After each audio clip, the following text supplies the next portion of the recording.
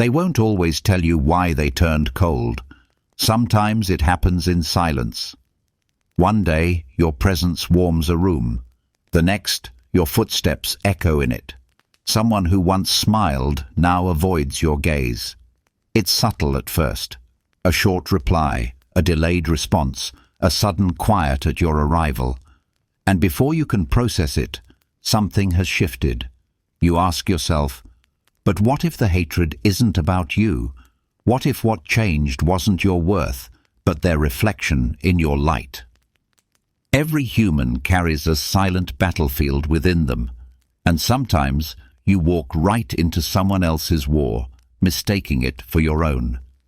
This is where philosophy begins, not with answers, but with the courage to stand in the middle of that silence and truly see, what did I do wrong? It begins with a glance that lingers too briefly, a smile that never quite reaches the eyes, a response that arrives hours later when it once came in minutes.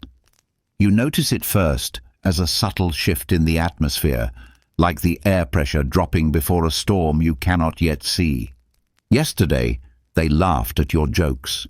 Today, they check their phone when you speak. Yesterday, they sought your opinion. Today, they turn to others as if you've become invisible. The change is so gradual, so carefully orchestrated, that you almost convince yourself you're imagining it. But the body knows what the mind denies. Something fundamental has shifted, and you are standing in the aftermath of a decision you were never consulted about.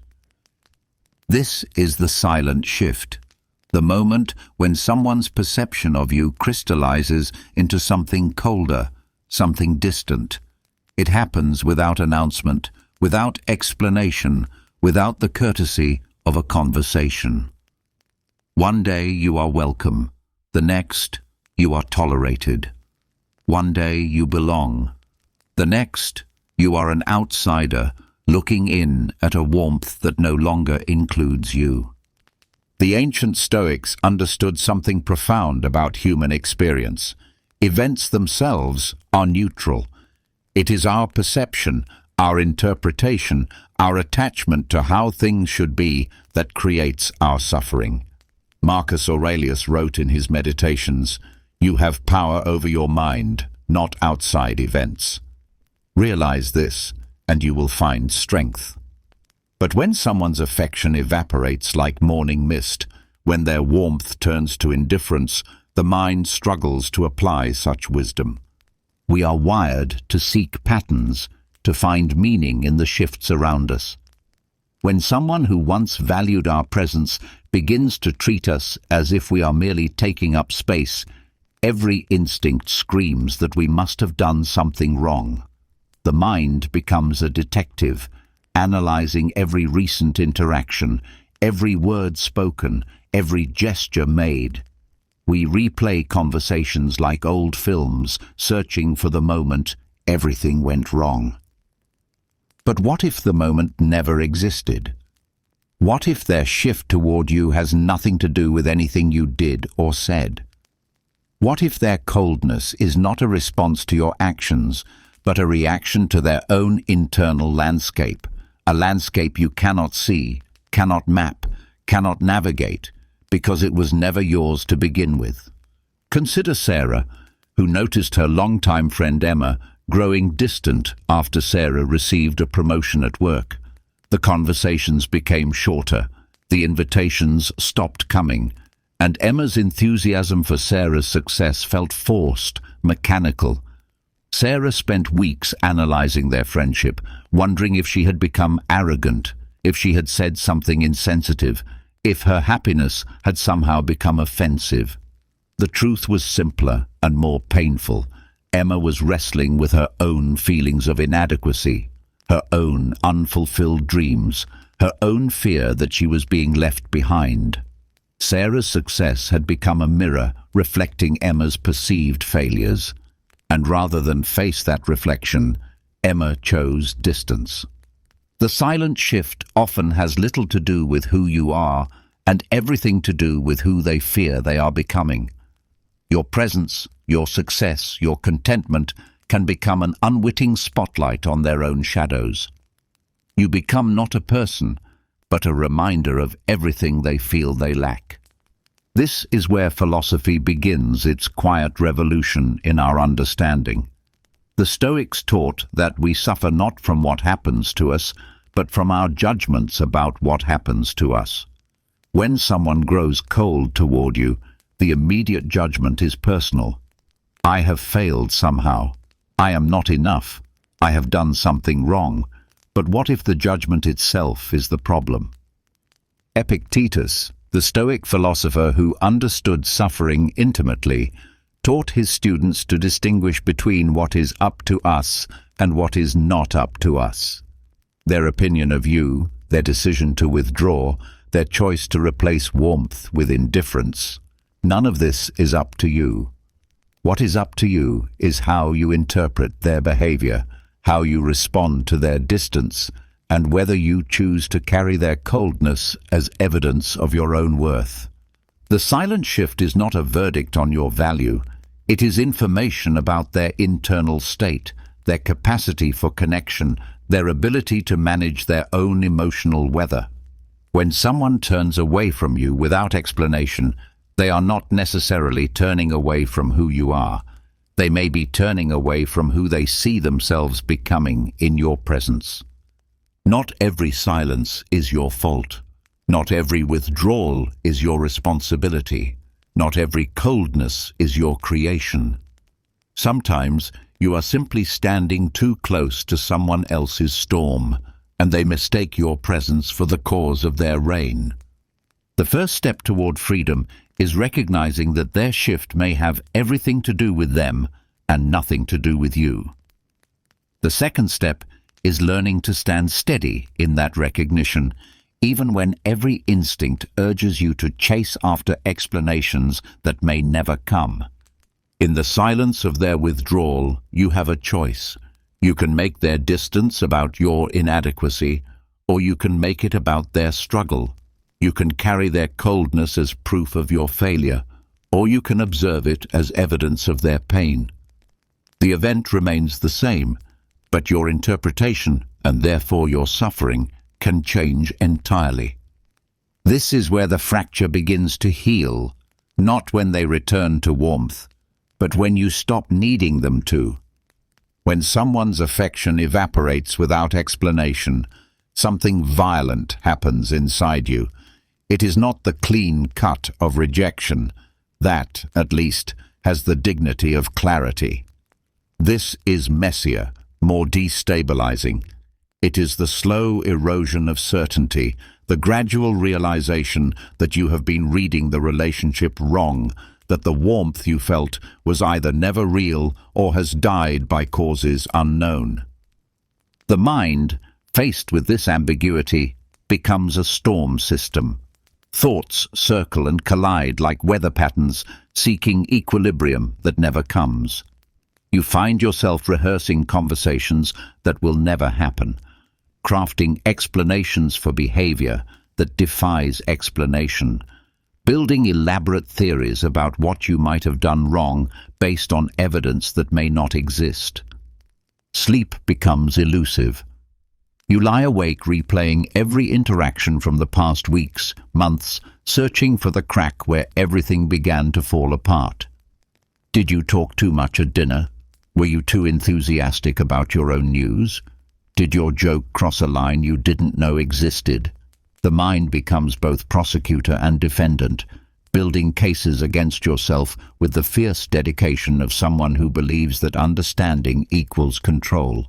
This is the tyranny of closure, the desperate need to know why, to have reasons, to make sense of senseless behavior. We are meaning-making creatures, living in a world that often refuses to provide meaning. We would rather blame ourselves than accept that some human behavior exists beyond the reach of our understanding. Jean-Paul Sartre wrote about the human condition as fundamentally absurd, the collision between our deep need for meaning and the universe's indifference to providing it. When someone turns cold without explanation, we face this absurdity directly. We want reasons that may not exist. We want logic from behavior that may be entirely emotional. We want answers from people who may not even understand their own questions. The inner storm intensifies because we are fighting two battles simultaneously: the external battle to understand their behavior and the internal battle to maintain our sense of self-worth in the face of their rejection. These battles feed each other, creating a cycle of rumination that can last weeks, months, sometimes years. Consider the case of David, whose business partner of 5 years suddenly began excluding him from meetings, responding to his emails with cold professionalism and avoiding the easy camaraderie they had always shared. David spent months analyzing every business decision they had made together, every conversation they had shared, every moment where their partnership might have fractured. He lost sleep, lost weight, lost the joy he had once found in his work. The truth, when it finally emerged, had nothing to do with their business or their friendship. David's partner had been diagnosed with a serious illness and was too proud, too afraid, too overwhelmed to share the news. His coldness was not rejection. It was the desperate attempt of someone drowning to push away even those who might save him, rather than be seen as vulnerable. But David could not have known this, and even knowing it now, he cannot recover the months he spent in the storm of self-doubt, the weeks he spent questioning his own worth, the countless hours he spent trying to solve a puzzle that was never his to solve. This is the cruelty of the inner storm. It convinces us that our suffering is productive, that our rumination is bringing us closer to understanding. We mistake the intensity of our thinking for the quality of our insights. We believe that if we just analyze deeply enough, replay thoroughly enough, worry completely enough, we will crack the code of their behavior and find our way back to peace. But the storm is not a path to understanding. It is a prison built from our own thoughts. Each rumination is another bar, each replay another lock. We become captives of our own need to know, our own inability to accept mystery, our own refusal to believe that their behavior might have nothing to do with us. The existentialists understood that we are condemned to be free, that we have no choice but to make choices, even when we lack complete information. When someone grows cold without explanation, we face a fundamental choice.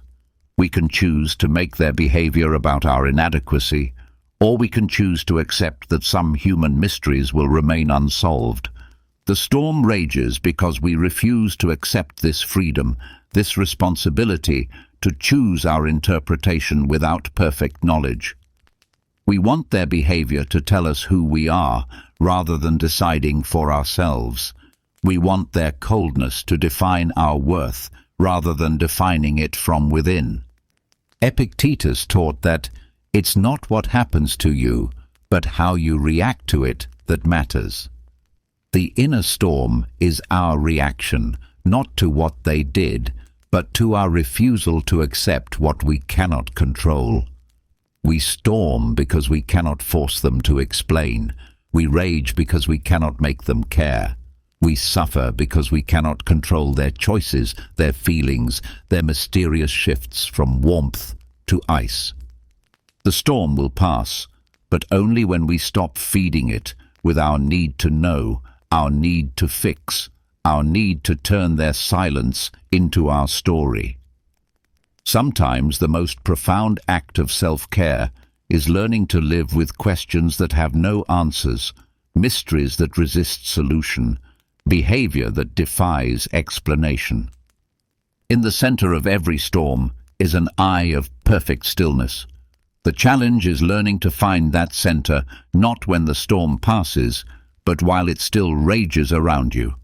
We are the protagonists of our own stories, and protagonists believe everything happens for a reason related to them. When someone's behavior toward us shifts, our first instinct is to assume we are the cause. This is not narcissism. It is a fundamental feature of human consciousness, the cognitive bias that psychologists call personalization, the tendency to take responsibility for events beyond our control. You walk into a room and the conversation stops. Your mind immediately calculates, they were talking about me. A friend responds to your text hours later than usual. Your mind concludes, I said something wrong. A colleague who used to seek your input begins consulting others instead. Your mind declares, I have lost their respect. This bias served our ancestors well. In small tribal groups, social exclusion meant death. Being attuned to every shift in social temperature, every change in alliance, every sign of disapproval was literally a matter of survival. Our brains are still wired for those ancient dangers, still programmed to interpret social ambiguity as potential threat, still convinced that every frown is our fault, every silence our responsibility. But we no longer live in tribes where every relationship is crucial for survival. We live in complex social networks where people carry countless invisible pressures, secret struggles, unrelated anxieties that have nothing to do with us. Yet our ancient brain continues to process their behavior through the lens of immediate relevance to our survival. The Stoic philosophers understood this tendency and taught their students to question their initial interpretations of events. Marcus Aurelius reminded himself constantly that others' actions might have causes completely unrelated to him. How much trouble he avoids who does not look to see what his neighbor says or does, but only to what he does himself. Consider two friends, Alex and Jordan, who both notice their mutual friend Sam becoming distant and moody. Alex immediately assumes he has done something to offend Sam and spends days replaying their recent interactions, searching for his mistake. Jordan, observing the same behavior, wonders if Sam is going through something difficult and reaches out to offer support. Same behavior, two interpretations. Alex makes Sam's mood about Alex's inadequacy. Jordan makes Sam's mood about Sam's struggle. Both cannot be right, but only one leads to unnecessary suffering. The personalization bias is strengthened by what psychologists call emotional reasoning. The tendency to assume that our emotional reactions are evidence of reality. If we feel rejected, we conclude we have been rejected. If we feel guilty, we conclude we have done something wrong. If we feel excluded, we conclude we are being deliberately excluded. But emotions, however valid as experiences, are not reliable reporters of external reality. They are responses to our interpretations of events, not direct measurements of what those events mean. When someone grows cold toward us, our hurt feelings tell us about our own vulnerabilities, not necessarily about their intentions. The Stoics taught a radical reframing of this tendency. Instead of asking, "What did I do wrong?" they taught their students to ask, "What story am I telling myself about this situation?" Instead of assuming personal causation, they practiced examining their own thought patterns, their own biases, their own tendency to make everything about themselves. This is not about becoming indifferent to others' behavior or pretending that relationships don't matter. It is about developing what psychologists call cognitive flexibility, the ability to consider multiple explanations for the same event, to hold our initial interpretations lightly, to remember that other people are complex beings with inner lives as rich and mysterious as our own. Sarah notices her co-worker Tom has been avoiding eye contact and giving short responses to her questions. Her first thought, "I must have done something to annoy him." But practicing cognitive flexibility, she generates alternative explanations. Tom might be dealing with a personal crisis. He might be overwhelmed with work. He might be feeling insecure about his own performance. He might be going through a difficult period in his marriage. He might be struggling with health issues he hasn't shared. None of these explanations definitively explain Tom's behavior, but they remind Sarah that she is not the only possible cause of his distance. This realization doesn't eliminate her concern, but it reduces her self-blame and opens space for compassion rather than self-recrimination. The personalization bias becomes particularly dangerous when it transforms into what psychologists call mind reading, the assumption that we know what others are thinking and feeling based on limited evidence. He's ignoring me because he thinks I'm annoying. She's being cold because she doesn't respect me anymore. They're laughing because they're making fun of me. But we cannot read minds. We can only observe behavior and create stories to explain it. The trouble comes when we forget that our stories are interpretations, not facts, when we mistake our assumptions for certainty, our fears for reality. Epictetus taught that we have 2 ears and 1 mouth, so that we can listen twice as much as we speak. Perhaps we also have this ratio so we can observe twice as much as we assume. When someone's behavior toward us changes, we can choose to listen more carefully, observe more openly, assume less readily. The goal is not to become naive or to ignore genuine social feedback. It is to develop the wisdom to distinguish between what we know and what we imagine, between what is happening and what we fear is happening, between their behavior and our interpretation of their behavior. Not every shift in someone's demeanor is about you. Not every change in their warmth is your responsibility. Not every distance they create is your fault. Learning to hold this truth, even when your ancient brain insists otherwise, is the beginning of freedom from the tyranny of personalization. Your worth is not determined by their mood. Your value is not measured by their response. Your adequacy is not defined by their behavior. This is perhaps the hardest lesson to learn and the most liberating to live. Hatred, when it appears suddenly and without apparent cause, is rarely about the person standing in front of them. It is about the person looking back at them from the mirror you have inadvertently become. You did not create their wound, but your presence has illuminated it, and for that illumination you have become the target of their pain.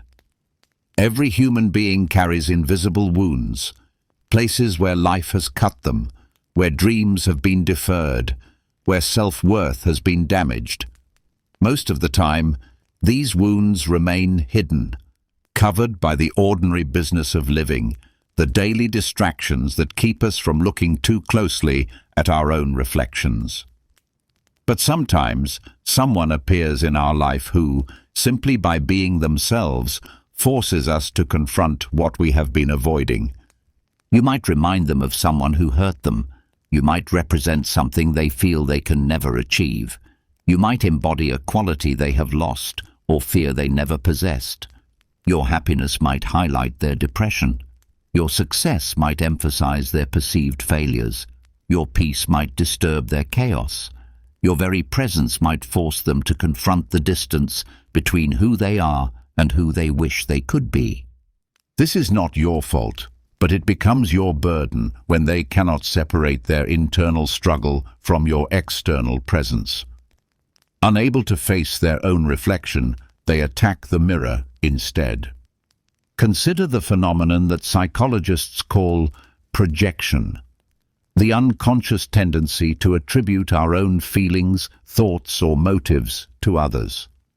When someone suddenly begins treating you with hostility, they may be projecting their own self-hatred onto you. When they criticize you harshly, they may be voicing the harsh criticism they level at themselves. When they withdraw their affection, they may be protecting themselves from confronting their own capacity for self-destruction. Maria worked with a colleague, Jennifer, who had always been friendly and collaborative. But after Maria received recognition for a project they had worked on together, Jennifer's behavior changed dramatically. She became critical, dismissive, and eventually openly hostile. Maria was bewildered. The recognition had been for work they had both contributed to, and Maria had made sure to acknowledge Jennifer's contributions publicly. What Maria could not see was Jennifer's invisible wound, a deep-seated belief that she was not capable of achieving significant success, that recognition would always go to others, that she was destined to remain in the background. Maria's recognition, however fairly earned and graciously shared, had triggered Jennifer's core wound. Rather than face her own beliefs about her inadequacy, Jennifer chose to make Maria the enemy, to see her as someone who had stolen what Jennifer felt she deserved, but feared she could never earn. The French existentialist Jean-Paul Sartre wrote about bad faith, the human tendency to flee from the anxiety of authentic self-confrontation by adopting false beliefs about ourselves and others. When someone suddenly turns against you, they may be engaging in bad faith, choosing to see you as the source of their discomfort rather than examining the source within themselves. This is not a conscious choice. Most people are not aware they are projecting their wounds onto others. The mechanism operates below the level of conscious awareness, protecting them from insights they are not ready to face. Your presence has triggered something in them that they cannot or will not acknowledge, and attacking you feels safer than acknowledging their own pain. Sometimes the invisible wound is envy, not the simple desire for what you have, but the corrosive belief that your having it somehow diminishes them. They see your joy and feel their own sadness more acutely. They witness your confidence and become more aware of their own insecurity. They observe your peace and feel their own chaos more intensely. Rather than use your example as inspiration, they use it as evidence of their own inadequacy. Sometimes the wound is shame, the deep belief that they are fundamentally flawed, unworthy, or broken. Your presence, especially if you seem content or successful, becomes a reminder of everything they believe they are not. They begin to hate you not for anything you have done, but for who you appear to be in contrast to who they feel themselves to be. Sometimes the wound is unresolved grief, the loss of a relationship, a dream, a version of themselves they once hoped to become. You might remind them of what they have lost, or represent what they fear they will never find. Your existence becomes a painful reminder of their absence, your wholeness a mirror to their brokenness. The Stoics understood that we cannot control others' reactions to us, only our own responses to their reactions. Marcus Aurelius wrote, "The best revenge is not to be like your enemy." When someone projects their wounds onto you, the temptation is to strike back, to defend yourself, to prove them wrong.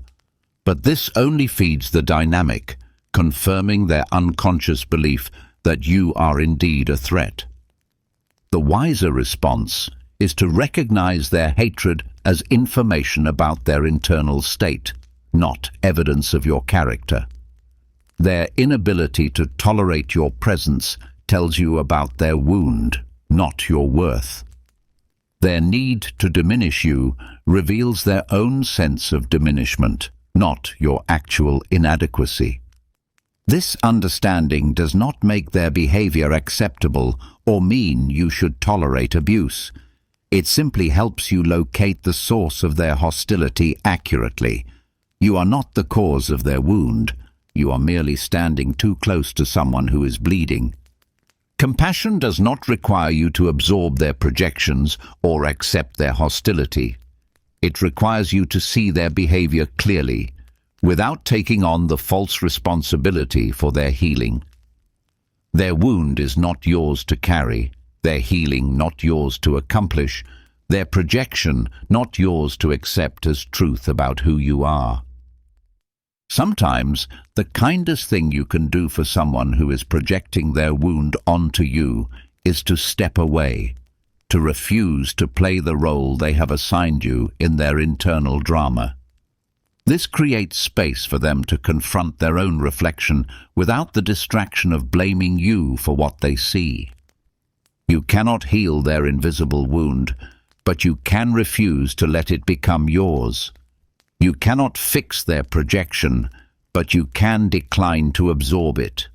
You cannot change their need to make you the enemy, but you can choose not to become one. Their hatred is not your truth. Their wound is not your responsibility.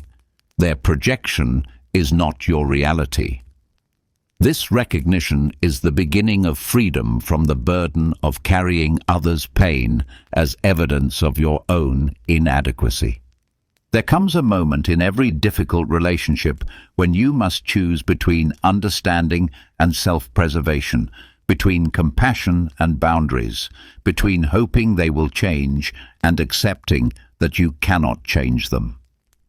This is the moment of first separation, not necessarily physical distance, but the emotional and psychological space that allows you to observe their behavior without absorbing it as truth about yourself.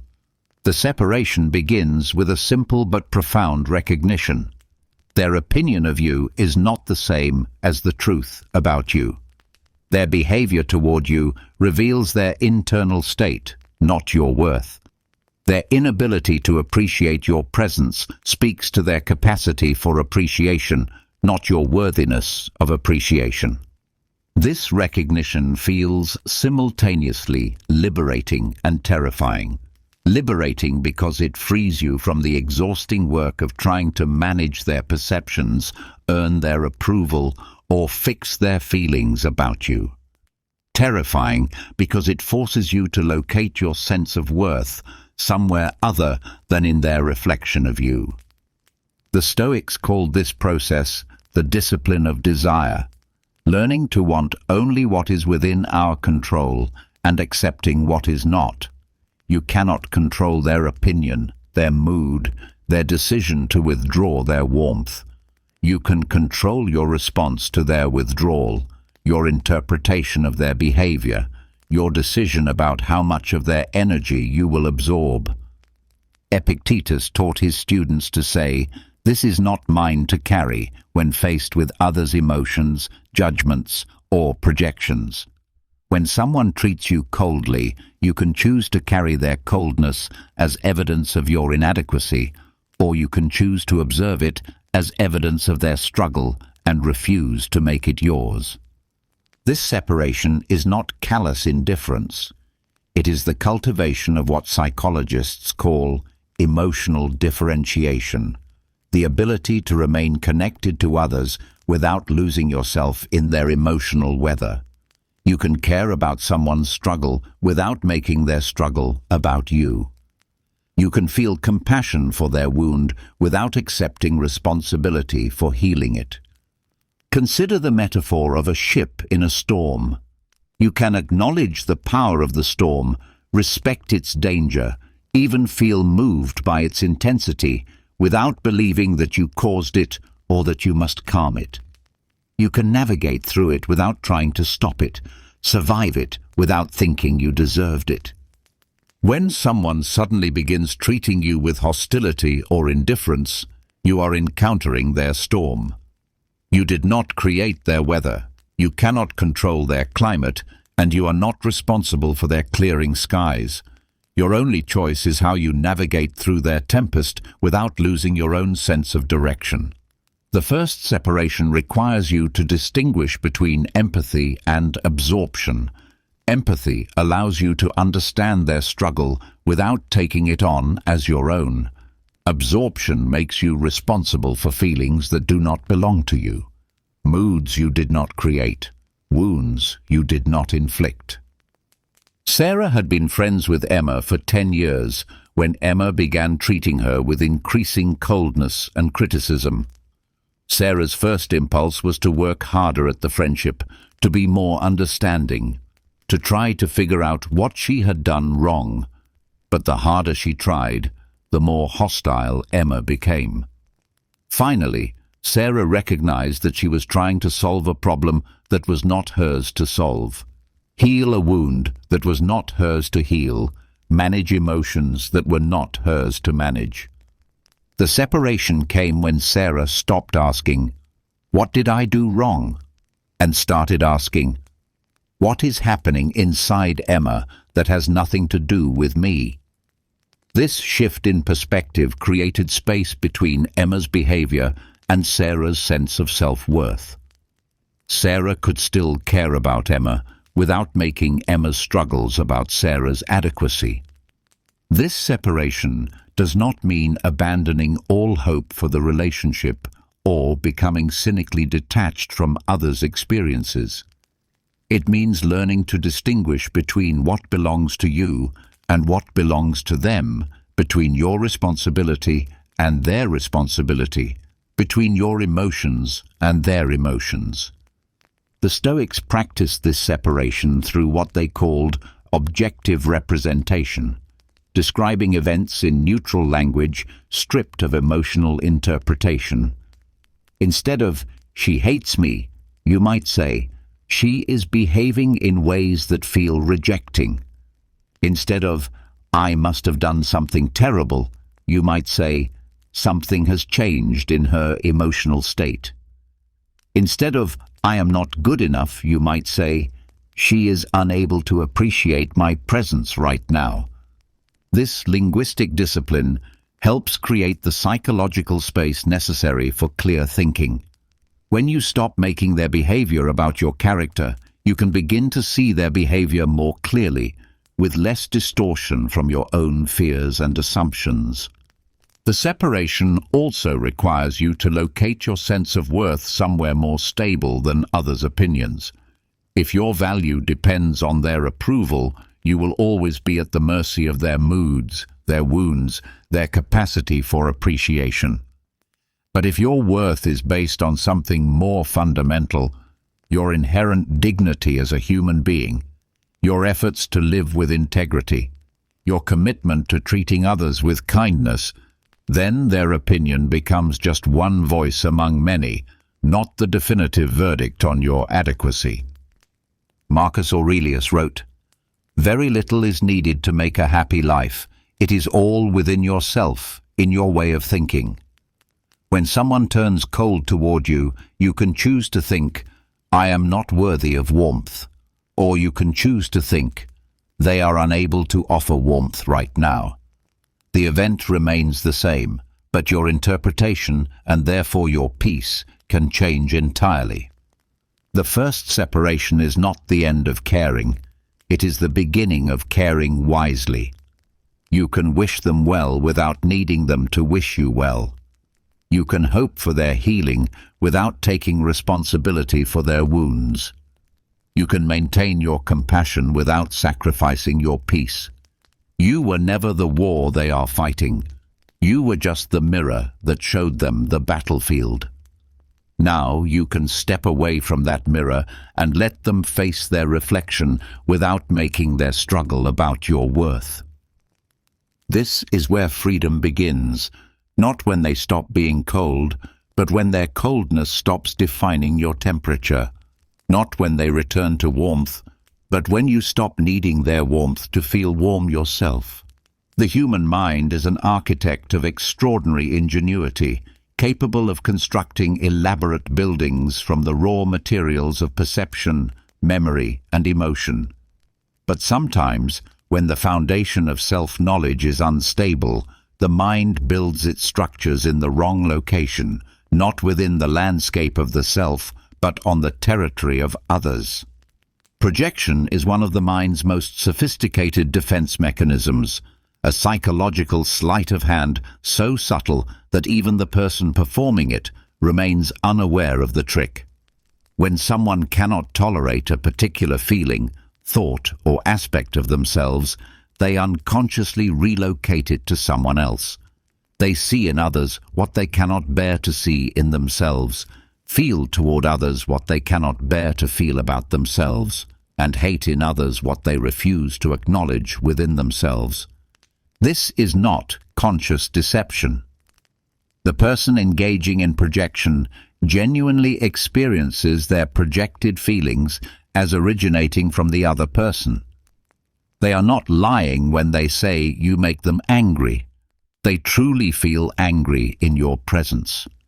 They are not pretending when they claim you are selfish. They genuinely perceive selfishness in your behavior. The projection has become their reality, as convincing as any optical illusion. Consider James, a middle manager who prided himself on his work ethic and dedication. When a new colleague, Michael, joined the team and quickly gained recognition for his innovative ideas, James found himself increasingly critical of Michael. He complained that Michael was showing off, that he was trying too hard to impress the boss, that he was making the rest of us look bad. To James, these criticisms felt entirely justified. He was simply observing Michael's obvious character flaws. But what James could not see was his own architecture of projection. The qualities he criticized in Michael, ambition, creativity, confidence, were qualities he had suppressed in himself years ago after being told by a previous boss that he was too eager and needed to know his place. Rather than face his own buried ambitions and the pain of having stifled them, James projected them onto Michael and attacked them there, where they felt safer to confront. The Stoic philosophers understood that our perceptions of others are often more revealing of our internal state than of external reality. Marcus Aurelius observed, "How much trouble he avoids who does not look to see what his neighbor says or does, but only to what he does himself." This was not mere self-absorption, but recognition that our judgments of others are filtered through the lens of our own unresolved conflicts. Epictetus taught that it's not things that upset us, but our judgments about things. When someone projects their internal conflicts onto you, they are not responding to who you actually are. They are responding to their judgment about what you represent, what you trigger in them, what uncomfortable truth about themselves your presence illuminates. The architecture of projection often follows predictable patterns. People tend to project their disowned strengths as well as their denied weaknesses. Someone who has suppressed their own creativity might see others as pretentious or attention-seeking. Someone who has denied their own vulnerability might perceive others as weak or needy. Someone who has rejected their own desires might view others as selfish or greedy. Lisa worked in a non-profit organization where she was known for her selflessness and dedication to helping others. When a new volunteer, Rachel, joined the team and spoke passionately about wanting to make a difference, Lisa found herself inexplicably irritated. She criticized Rachel as naive, self-righteous, and in it for the wrong reasons. What Lisa could not acknowledge was that Rachel's enthusiasm reminded her of her own idealism from years past, an idealism she had gradually suppressed as she became cynical about the possibility of real change. Rather than face her own lost hope, Lisa projected her cynicism onto Rachel and attacked the hope she saw there. The existentialist philosophers, particularly Jean-Paul Sartre, explored how our encounters with others force us to confront aspects of ourselves we might prefer to avoid. Sartre wrote about the look of the other, the way another person's gaze can suddenly make us aware of ourselves as an object of judgment, forcing us to see ourselves as we imagine others see us. This confrontation with our own reflection through another's eyes can be deeply uncomfortable, leading some to attack the mirror rather than examine what it reveals. When someone suddenly begins treating you with hostility, they may be experiencing what psychologists call the return of the repressed. The emergence of feelings, desires, or aspects of themselves they have worked hard to keep buried. Your presence, your behavior, your very existence might be calling forth something in them they are not prepared to face, and attacking you feels easier than facing themselves. The projection creates a kind of psychological relief. Instead of sitting with the discomfort of self-examination, they can focus their attention on your supposed flaws. Instead of dealing with their own unresolved emotions, they can manage yours. Instead of taking responsibility for their internal state, they can make you responsible for their external reactions. This is why projection is so resistant to rational discussion. When you try to defend yourself against projected accusations, you are essentially trying to talk someone out of their own unconscious self-perception. When you attempt to prove that you are not selfish, attention-seeking, or manipulative, you are fighting shadows cast by their own internal landscape. The Stoics would say that the projector's perception is not up to you. It belongs entirely to their internal architecture, their unresolved conflicts, their relationship with themselves. Your only choice is whether to accept their projection as truth about yourself or to recognize it as information about their internal state. Understanding projection does not require you to become a therapist to others or to take responsibility for their self-awareness. It simply helps you locate the source of their hostility accurately. When someone projects onto you, they are not seeing you clearly. They are seeing their own reflection in the mirror of your presence and responding to what they find there. The question is not whether you can stop them from projecting. You cannot control their psychological processes any more than you can control their dreams. The question is whether you will absorb their projections as truth about yourself or recognize them as artifacts of their own unfinished business with themselves. This recognition is the first step toward freedom from the tyranny of others' perceptions. When you understand that their hatred often has nothing to do with who you are and everything to do with who they fear they are, you can begin to separate their emotional architecture from your own foundation. You are not responsible for what they see when they look at you. You are only responsible for who you choose to be, regardless of their projections. This is where the mirror becomes clear, not when they stop projecting, but when you stop absorbing their projections as truth about your reflection.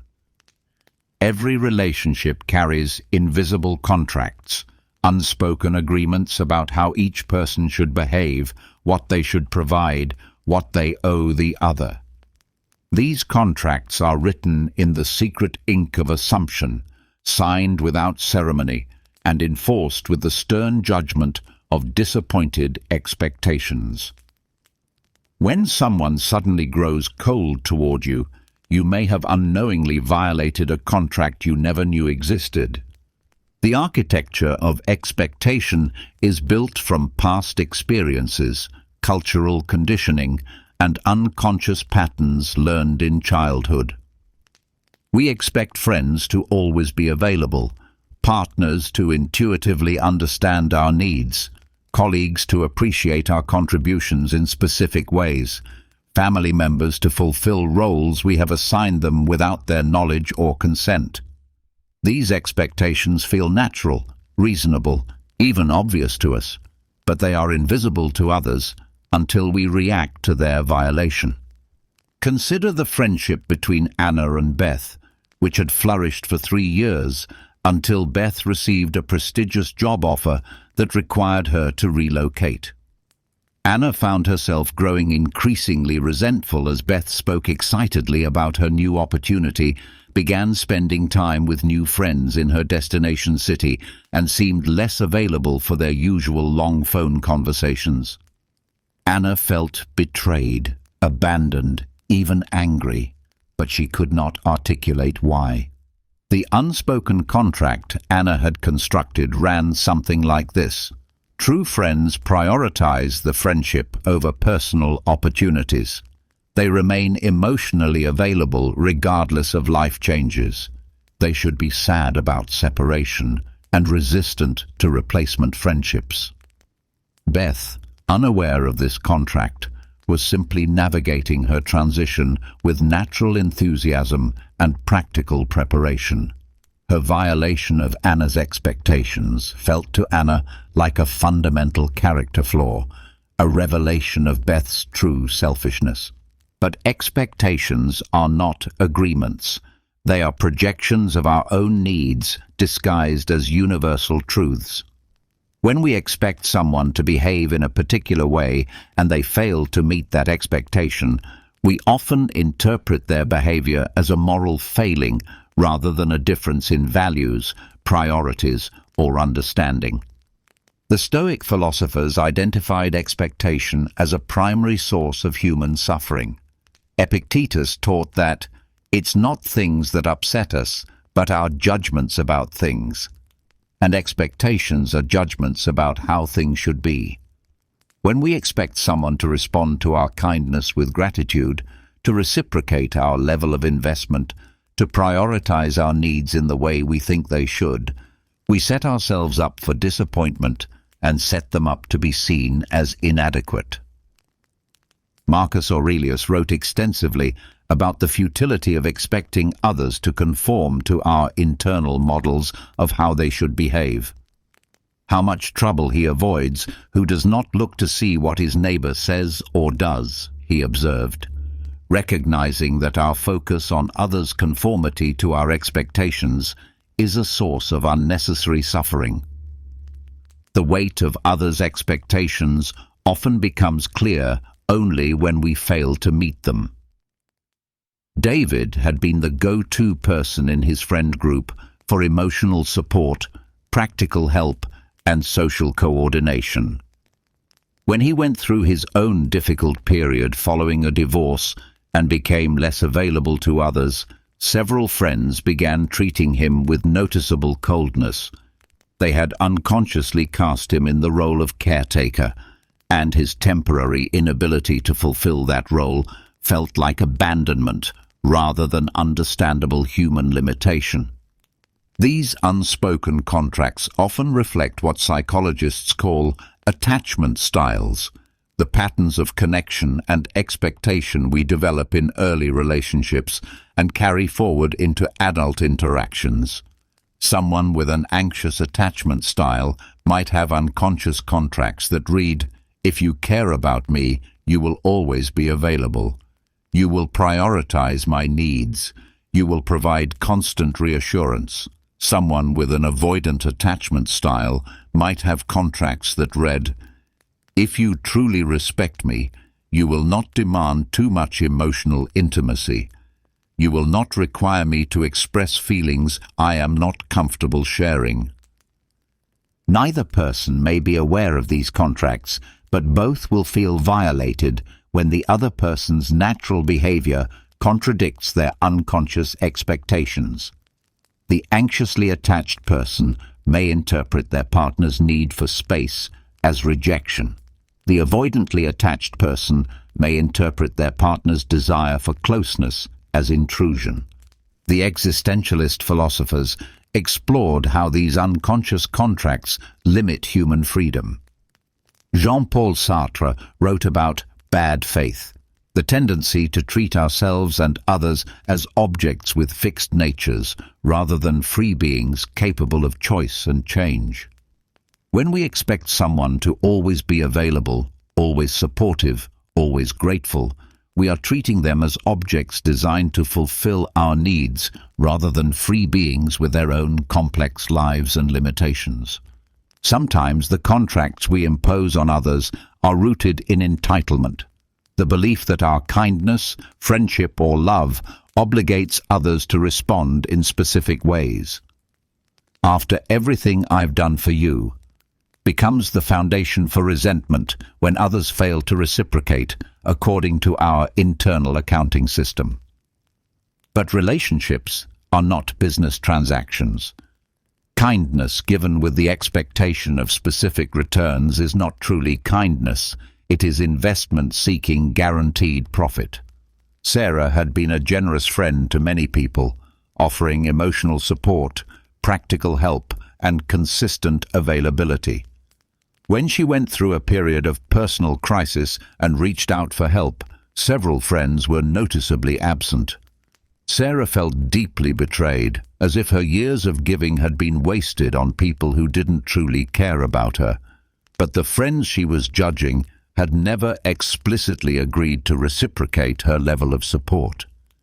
They had simply accepted her generosity without realizing it came with invisible strings attached. The weight of expectations becomes particularly crushing when it is combined with the human tendency to mind read, to assume we know what others are thinking and feeling based on limited evidence. "She should know how important this is to me" assumes that others have access to our internal landscape. "He should understand what I need without me having to ask" assumes that others can read our minds and should adjust their behavior accordingly. But others cannot read our minds, cannot know our unspoken needs, cannot conform to contracts they never signed. The Stoics taught the importance of distinguishing between what is up to us and what is not up to us. Others' behavior, others' priorities, others' responses to our kindness, none of this is up to us. What is up to us is our own behavior, our own choices about how to respond when others fail to meet our expectations.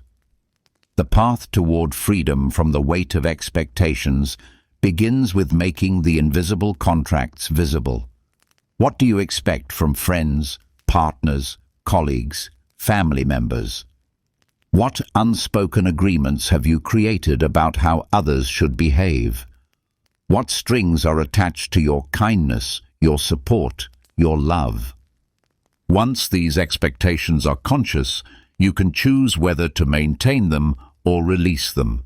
You can choose to communicate your needs directly rather than expecting others to intuit them. You can choose to give without keeping score, to love without requiring specific returns, to support others without demanding reciprocal support. This does not mean becoming a doormat or accepting mistreatment. It means distinguishing between reasonable boundaries and unreasonable expectations, between clear communication and mind reading, between mutual respect and obligated performance. When someone grows cold toward you after failing to meet your unconscious expectations, the question is not whether they should have met those expectations.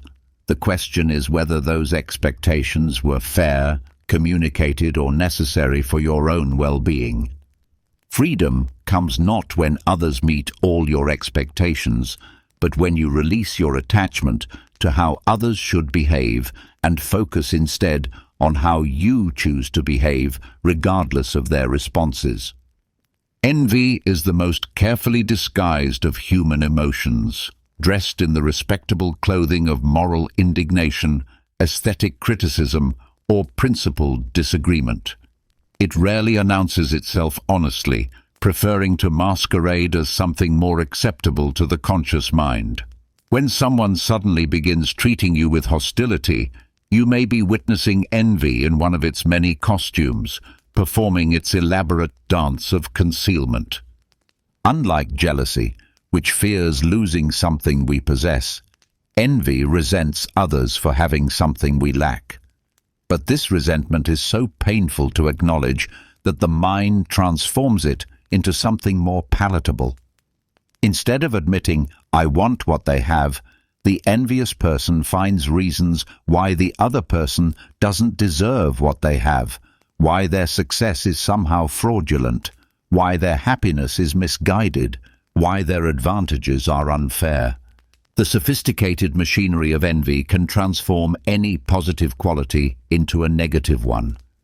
Your confidence becomes arrogance, your success becomes luck, your happiness becomes naivety, your peace becomes complacency, your kindness becomes manipulation. The envious mind becomes a master alchemist, transmuting gold into lead, virtue into vice, blessing into burden. Consider the case of two writers, Elena and Marcus, who had been friends since college.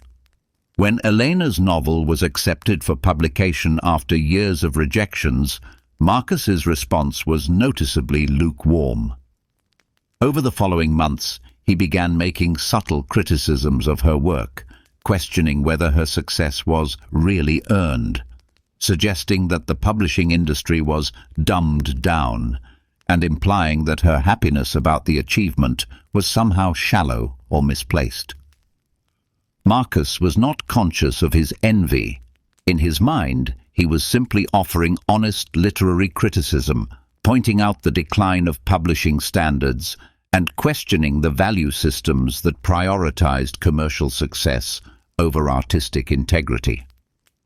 The elaborate intellectual framework he constructed around his resentment made it feel legitimate, even noble. He was not envious. He was discerning. He was not bitter. He was realistic. But beneath the sophisticated justifications, Marcus was struggling with a simple and painful truth. Eleanor had achieved something he desperately wanted, but had been unable to attain. Her success forced him to confront his own perceived failures, his own unfulfilled dreams, his own fear that he might never achieve the recognition he craved. Rather than face these uncomfortable truths about himself, he chose to diminish her achievement and question her worthiness.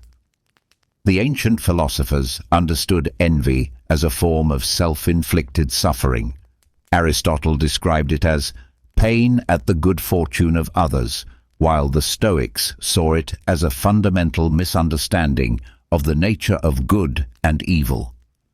Marcus Aurelius observed that envy reveals a person's inability to find contentment within themselves, their dependence on comparison for self-worth, their belief that life is a zero-sum game where another's gain necessarily represents their loss. Envy operates on several false premises that make it particularly destructive.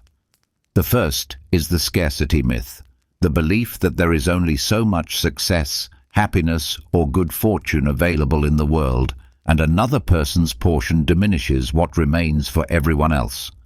The envious person sees your promotion and thinks their chances for advancement have decreased. They see your happiness and feel their own sadness more acutely. They witness your peace and become more aware of their own chaos. The second premise is the comparison trap, the belief that our worth is determined relative to others rather than absolute terms. When someone bases their self-esteem on being better than others, anyone who surpasses them in any area becomes a threat to their entire sense of identity. Your success doesn't just represent achievement, it represents their failure. Your contentment doesn't just represent peace, it represents their inadequacy. The third premise is the desert fallacy, the belief that we can accurately judge who deserves what in life. The envious person becomes convinced that they are more deserving of your success than you are, that they have worked harder, suffered more, or possess superior qualities that should have been rewarded instead. This moral framework transforms their resentment into righteous indignation, making their envy feel justified rather than petty. Jennifer worked in a non-profit organization where she had volunteered for years before accepting a paid position. When a recent graduate, Kevin, was hired for a higher-level position with better pay, Jennifer's reaction was swift and cutting. She questioned his qualifications, criticized his lack of real-world experience, and suggested that his hiring represented everything wrong with the organization's priorities. Jennifer's envy was wrapped in legitimate concerns about fairness and experience, making it difficult for her to recognize the emotion beneath her criticism. She genuinely believed that her years of volunteer service should have been rewarded, that her dedication should have been valued more highly than Kevin's credentials. But her inability to celebrate Kevin's success, her need to diminish his qualifications, and her transformation of her disappointment into moral judgment revealed the envious foundation beneath her rational objections. The existentialist philosophers explored how envy represents a fundamental denial of human freedom. Jean-Paul Sartre argued that envy emerges when we encounter others who have made choices or achieved outcomes that remind us of our own unused freedom, our own unrealized possibilities. Instead of taking responsibility for our own choices and their consequences, we resent others for making different choices that led to different outcomes. Simone de Beauvoir wrote about how envy can become a way of avoiding the anxiety of authentic choice. When we see someone else's success, we can either use it as inspiration for our own growth or as an excuse for our own stagnation. Envy chooses stagnation, preferring to tear down others rather than build up ourselves, to explain away their achievements rather than examine our own limitations. The Stoic response to encountering others' envy is not to diminish yourself to make them comfortable, but to recognize their envy as information about their internal state rather than evidence of your inadequacy. Epictetus taught that others' opinions, including their envious opinions, are not up to you and therefore not worthy of your emotional energy. When someone treats your success with hostility, your happiness with criticism, or your peace with suspicion, they may be revealing their own relationship with these qualities. Their inability to celebrate your good fortune tells you about their capacity for joy, not about your worthiness of celebration. Their need to diminish your achievements tells you about their relationship with success, not about the validity of your accomplishments. Marcus Aurelius counseled his readers to respond to envy with compassion rather than defensiveness. The best revenge is not to be like your enemy. When someone's envy attacks your character, your motivations, or your worthiness, the temptation is to defend yourself, to prove them wrong, to fight fire with fire. But this only feeds the dynamic, confirming their unconscious belief that life is indeed a competition where one person's victory requires another's defeat. The wiser response is to recognize their envy as a form of suffering, their suffering, not yours. They are in pain, comparing their inside to your outside, their struggles to your successes, their chaos to your peace.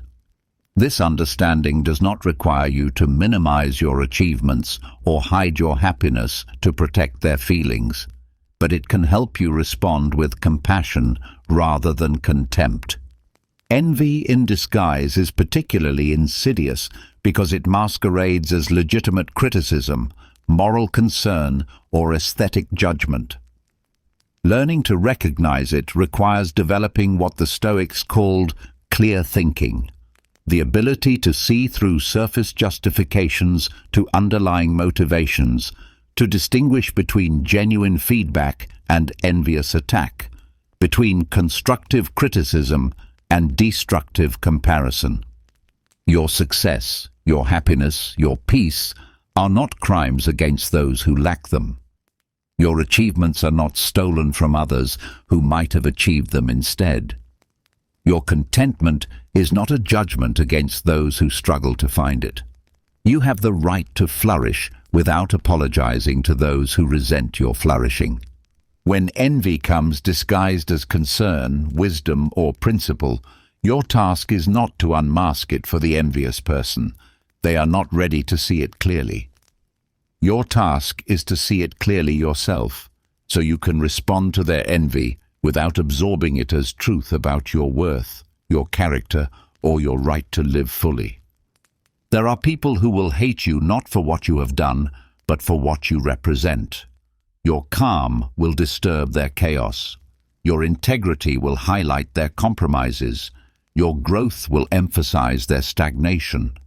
Your very existence becomes a mirror they cannot bear to look into, reflecting back to them truths about themselves they are not ready to face.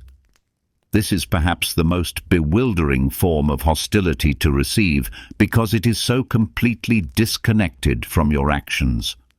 You have not wronged them, competed with them, or taken anything from them.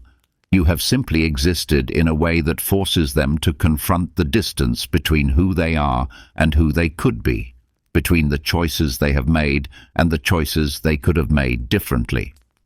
The fear of reflection is rooted in what psychologists call cognitive dissonance, the discomfort we feel when our actions contradict our values, when our behavior conflicts with our self-image, when our choices produce outcomes we cannot reconcile with our beliefs about ourselves.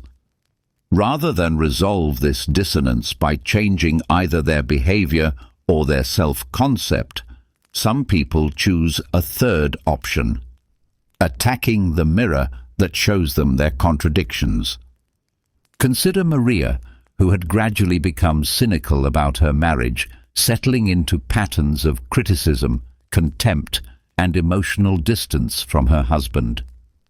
When her friend Laura spoke enthusiastically about her own marriage, expressing gratitude for her partner and describing their relationship with genuine warmth, Maria found herself inexplicably irritated. She began making subtle criticisms of Laura's naivety, questioning whether her happiness was realistic, and suggesting that her positive attitude toward marriage was somehow immature or misguided. Maria was not conscious of why Laura's contentment bothered her so deeply. In her mind, she was simply offering realistic perspective to a friend who was being overly romantic about the institution of marriage. But Laura's genuine happiness forced Maria to confront an uncomfortable truth. The problems in her own marriage were not inevitable features of all marriages, but specific consequences of choices she and her husband had made. Laura's example proved that different choices could lead to different outcomes, a truth Maria found too threatening to acknowledge. The existentialist philosophers explored this phenomenon through their analysis of bad faith, the human tendency to deny our own freedom and responsibility by convincing ourselves that our circumstances are inevitable, that our choices are constrained, that our patterns of behavior are fixed aspects of our nature, rather than ongoing decisions we make each day. When someone encounters another person who has made different choices and achieved different outcomes, it can trigger a crisis of bad faith. The other person's existence becomes proof that change is possible, that circumstances can be different, that the patterns we have accepted as inevitable are actually choices we have been making repeatedly. This revelation can be liberating or terrifying, depending on our readiness to take responsibility for our own freedom. Jean-Paul Sartre wrote about the anxiety that accompanies authentic self-confrontation. Man is condemned to be free, because once thrown into the world, he is responsible for everything he does. When someone's life reflects different possibilities, it reminds us that we too are condemned to be free, that our current circumstances are not inevitable facts, but consequences of choices, and that different choices remain possible. David worked in a corporate environment where cynicism was the dominant culture. Employees regularly complained about management, mocked the company's stated values, and treated their work as something to be endured rather than engaged with. When a new employee, Sarah, joined the team with genuine enthusiasm for the work and respect for the organization's mission, The reaction was swift and harsh. Colleagues questioned her sincerity, mocked her optimism, and worked to undermine her positive attitude. Sarah's enthusiasm forced her co-workers to confront an uncomfortable possibility. Maybe their cynicism was a choice rather than an inevitable response to their work environment. Maybe their negativity was more about their own attitudes than about objective workplace conditions. Maybe their misery was self-created rather than imposed from above. Rather than examine these possibilities, they chose to attack the mirror, to convince themselves and Sarah that her positivity was naive, unrealistic, or somehow fraudulent. The Stoic philosophers understood that our responses to others often reveal more about our internal state than about their external behavior. Marcus Aurelius observed that the universe is change, our life is what our thoughts make it. When someone's way of being in the world triggers our hostility, it may be because their thoughts, and therefore their life, demonstrate possibilities we have not been willing to explore. This dynamic becomes particularly intense when the reflection touches core areas of identity or values. Someone who has compromised their integrity repeatedly may feel intensely uncomfortable around someone who maintains strong ethical standards. Someone who has given up on their dreams may resent those who continue pursuing theirs. Someone who has become bitter about love may feel threatened by those who remain open to connection. The fear of reflection often manifests as moral criticism of the very qualities the person fears they lack. The person who has become dishonest attacks others as fake. The person who has become selfish criticizes others as self-righteous. The person who has become closed-hearted condemns others as naive or unrealistic. The criticism is not really about the other person.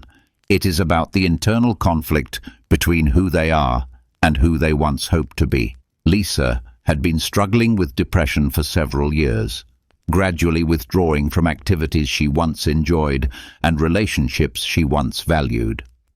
When her friend Amanda maintained her engagement with life, continuing to pursue her interests, maintain her friendships, and approach challenges with resilience, Lisa found herself increasingly critical of Amanda's superficial happiness and naive optimism.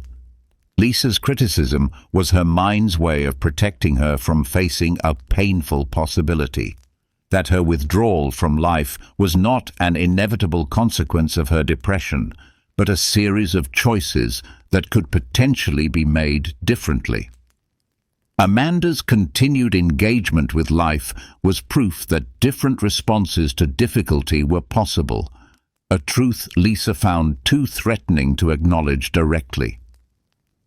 The Stoic response to being someone's unwanted mirror is not to dim your light to make them comfortable, but to recognize that their discomfort is information about their relationship with themselves, not evidence of anything wrong with your way of being in the world.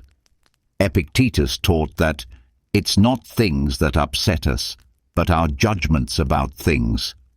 When someone judges your peace as complacency, your integrity as naivety, or your growth as showing off, they are revealing their own judgments about these qualities, not objective truths about your character.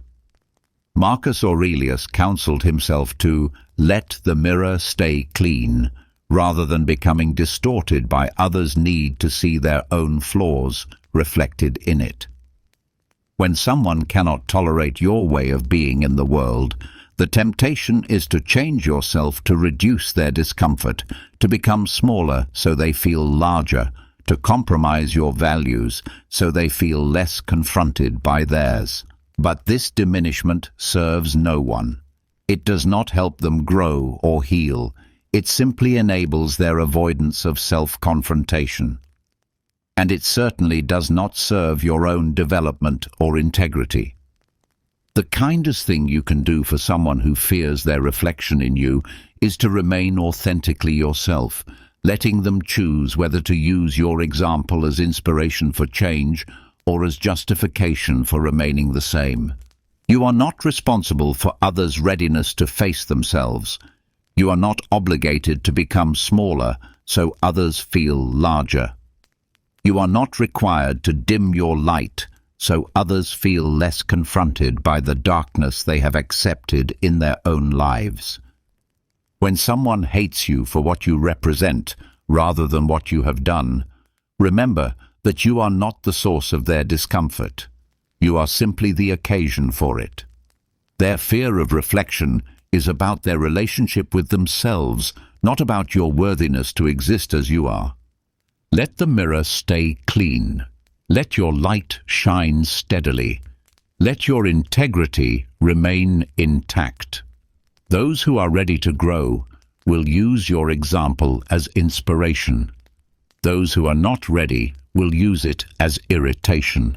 Neither response is your responsibility to manage or change. The final and most profound liberation comes when you learn to separate your sense of self from others' perceptions of you. This is what the Stoics called disidentification. The practice of recognizing that you are not what others think about you, feel about you, or project onto you. You are not the sum of their opinions, the target of their emotions, or the canvas for their psychological projections. This separation is not achieved through indifference or emotional numbing, but through a clear understanding of where you end and others begin, what belongs to your identity and what belongs to their experience, what is your responsibility and what is theirs. It is the cultivation of what philosophers call ontological independence, the recognition that your existence and worth are not dependent on external validation or approval. Most of us learn early to measure ourselves through others' eyes, to gauge our worth by their responses, to define our identity through their reflections. We become walking mirrors, constantly adjusting our shape to please the observer, constantly seeking confirmation that we are acceptable, worthy, good enough.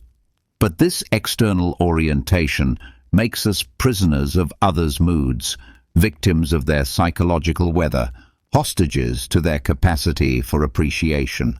The practice of disidentification begins with a fundamental recognition. Others' emotions about you are not facts about you. Their anger does not make you wrong. Their disapproval does not make you inadequate. Their rejection does not make you unworthy. Their inability to appreciate you does not make you unappreciable. Their psychological projections do not become your psychological reality. Consider the metaphor of a movie screen.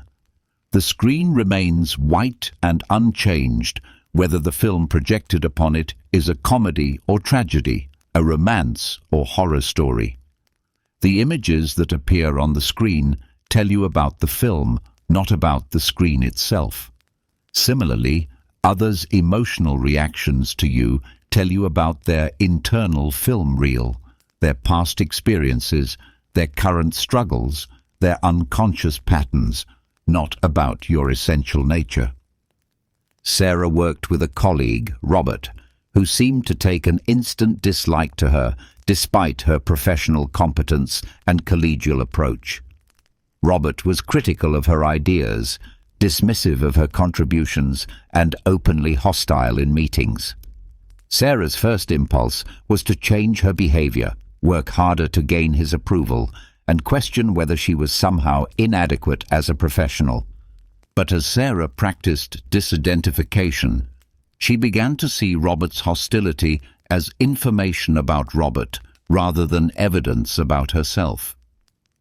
She learned that Robert had recently been passed over for a promotion that went to someone with Sarah's background and expertise. His hostility toward her was not a response to her inadequacy, but a projection of his own disappointment and insecurity. Once Sarah stopped taking his reactions personally, she could respond to his behavior without absorbing his emotions as truth about her own worth. The Stoic philosophers developed specific practices for cultivating this independence from external opinion. Marcus Aurelius regularly reminded himself that others' judgments were not up to him, and therefore not worthy of his emotional investment. Epictetus taught his students to say, "That is not mine to carry," when faced with others' emotions, expectations, or projections. This does not mean becoming callous or indifferent to others' experiences. It means learning to distinguish between empathy and absorption, between caring about others and making their emotions about you, between being responsive to feedback and being dependent on approval. The practice involves several key recognitions. Recognition. 1. Others' capacity for appreciation reflects their internal state, not your worth.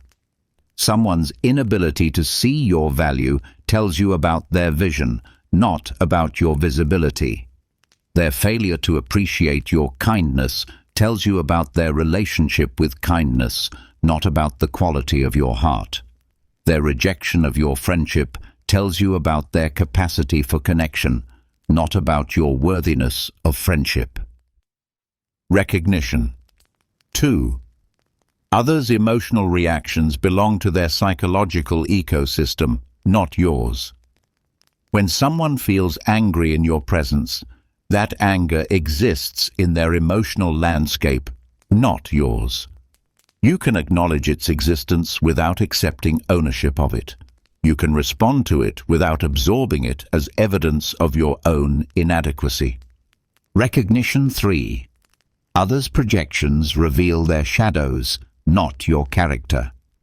When someone accuses you of being selfish, manipulative, or attention-seeking, they may be projecting qualities they cannot acknowledge in themselves. Their accusations tell you about their internal conflicts, not about your actual character traits. The existentialist philosophers explored how this independence is actually an expression of human freedom. Jean-Paul Sartre argued that existence precedes essence, that we exist first and create our identity through our choices rather than being born with fixed natures determined by others' perceptions. When you practice disidentification, you are exercising your fundamental freedom to define yourself rather than being defined by others. This freedom is both liberating and terrifying. It means you cannot blame others for your sense of inadequacy. If you feel unworthy, it is because you have chosen to accept others' judgments as truth rather than opinion. But it also means you have the power to choose differently, to locate your worth somewhere more stable than others' fluctuating moods and projections. Tom struggled with his father's chronic disappointment and criticism. No matter what Tom achieved, academic success, career advancement, personal growth, his father remained disapproving and distant. For years, Tom interpreted his father's reaction as evidence of his own inadequacy, working harder and harder to earn approval that never came.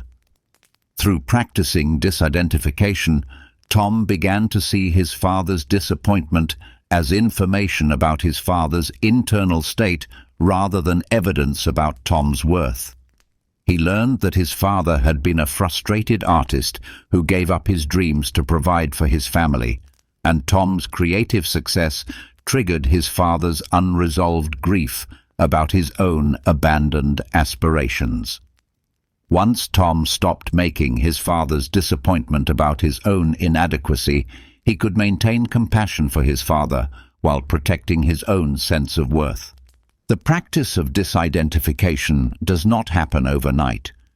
It requires consistent effort to catch yourself absorbing others' emotions, to question your automatic interpretations of their behavior, to remember that their reactions tell you about them rather than you. It requires developing what psychologists call emotional regulation, the ability to remain steady in your own emotional center regardless of the emotional weather around you. The ultimate goal is not to become immune to others' feedback or indifferent to their experiences, but to develop what the Stoics called equanimity, the ability to remain balanced and centered regardless of external circumstances. You can care about others without making their emotions about you. You can be responsive to legitimate feedback without being dependent on constant approval. You can maintain compassion for others' struggles without accepting responsibility for their projections. When someone suddenly begins treating you with hostility, practicing disidentification allows you to ask better questions. What might be happening in their internal world that has nothing to do with me? Rather than, what did I do wrong? How can I respond with wisdom and integrity? Rather than, how can I get them to like me again? What does this teach me about human psychology? Rather than, what does this say about my adequacy? This shift in questioning is the beginning of true freedom. Freedom from the tyranny of others' opinions. Freedom from the prison of external validation. Freedom from the endless cycle of seeking approval from those who may not be capable of giving it. You are not what they think about you. You are not what they feel about you. You are not what they project onto you. You are the conscious awareness that can observe all of these phenomena without being defined by them, the stable center that remains unchanged regardless of the emotional storms swirling around you. This is where the mirror becomes truly clear, not when others see you accurately, but when you see yourself independently of their vision, clearly and compassionately, with the steady recognition that your worth was never theirs to determine. Hate lives in stories. It feeds on narratives about the past, projections into the future, elaborate interpretations of what someone meant by their silence, what they implied with their glance, what they intended with their distance. Hate requires memory to nurse old wounds and imagination to create new fears. But peace lives in this breath, in this moment, in the simple reality of what is actually happening right now. When someone's behavior toward you becomes a source of confusion and pain, your mind naturally begins to construct stories. You replay past conversations, searching for clues. You imagine future scenarios where you might confront them or win them back. You build elaborate theories about their motivations, their hidden resentments, their secret judgments. These stories become more real to you than the present moment, more vivid than what is actually occurring right now. But stories, however compelling, are not reality. They are interpretations, constructions, mental movies that may have little connection to what is actually true. When you live in these stories, you are not living in the present. You are living in a fictional narrative that exists only in your mind, a narrative that often causes more suffering than the original event that triggered it. The ancient Stoics understood this tendency of the mind to create suffering through storytelling. Marcus Aurelius constantly reminded himself to stay with what was actually happening rather than his interpretations of what was happening. Confine yourself to the present, he wrote, because the present is the only place where clarity and peace are possible. Consider the difference between these two experiences. Someone you care about walks past you without acknowledging your presence. The story mind immediately begins its work. They're angry with me. They must have heard something. They're deliberately ignoring me. This means they hate me now. I've lost them forever. Each thought builds on the previous one, creating an elaborate narrative of rejection and loss. But what actually happened? Someone walked past without acknowledging your presence. That is the only fact. Everything else, the anger, the deliberate ignoring, the hatred, the loss, exists only in the story you created about that fact. The present moment contains simply what occurred. Your mind has added all the meaning, all the drama, all the suffering. Returning to the present means learning to distinguish between what happened and what you think it means. It means catching your mind in the act of storytelling and gently bringing your attention back to what is actually occurring right now. This is not denial or spiritual bypassing. It is clarity, the ability to see what is without the distortion of interpretation. The practice begins with your breath. When you notice your mind spinning stories about someone's behavior toward you, you can anchor yourself in the simple reality of breathing. The breath is always present, always available, always true. It exists outside of narratives, beyond interpretation, in the pure realm of what is actually happening. As you breathe, you can ask yourself, what am I actually experiencing right now, apart from my thoughts about what happened? You might notice tension in your shoulders, a knot in your stomach, a tightness in your chest. These physical sensations are present moment realities, information about your current state, rather than evidence for the stories your mind is creating. Sarah discovered this practice when her friend Emma began treating her coldly. Initially, Sarah spent hours analyzing their last conversation, imagining Emma's inner thoughts, creating elaborate scenarios about what she might have done wrong.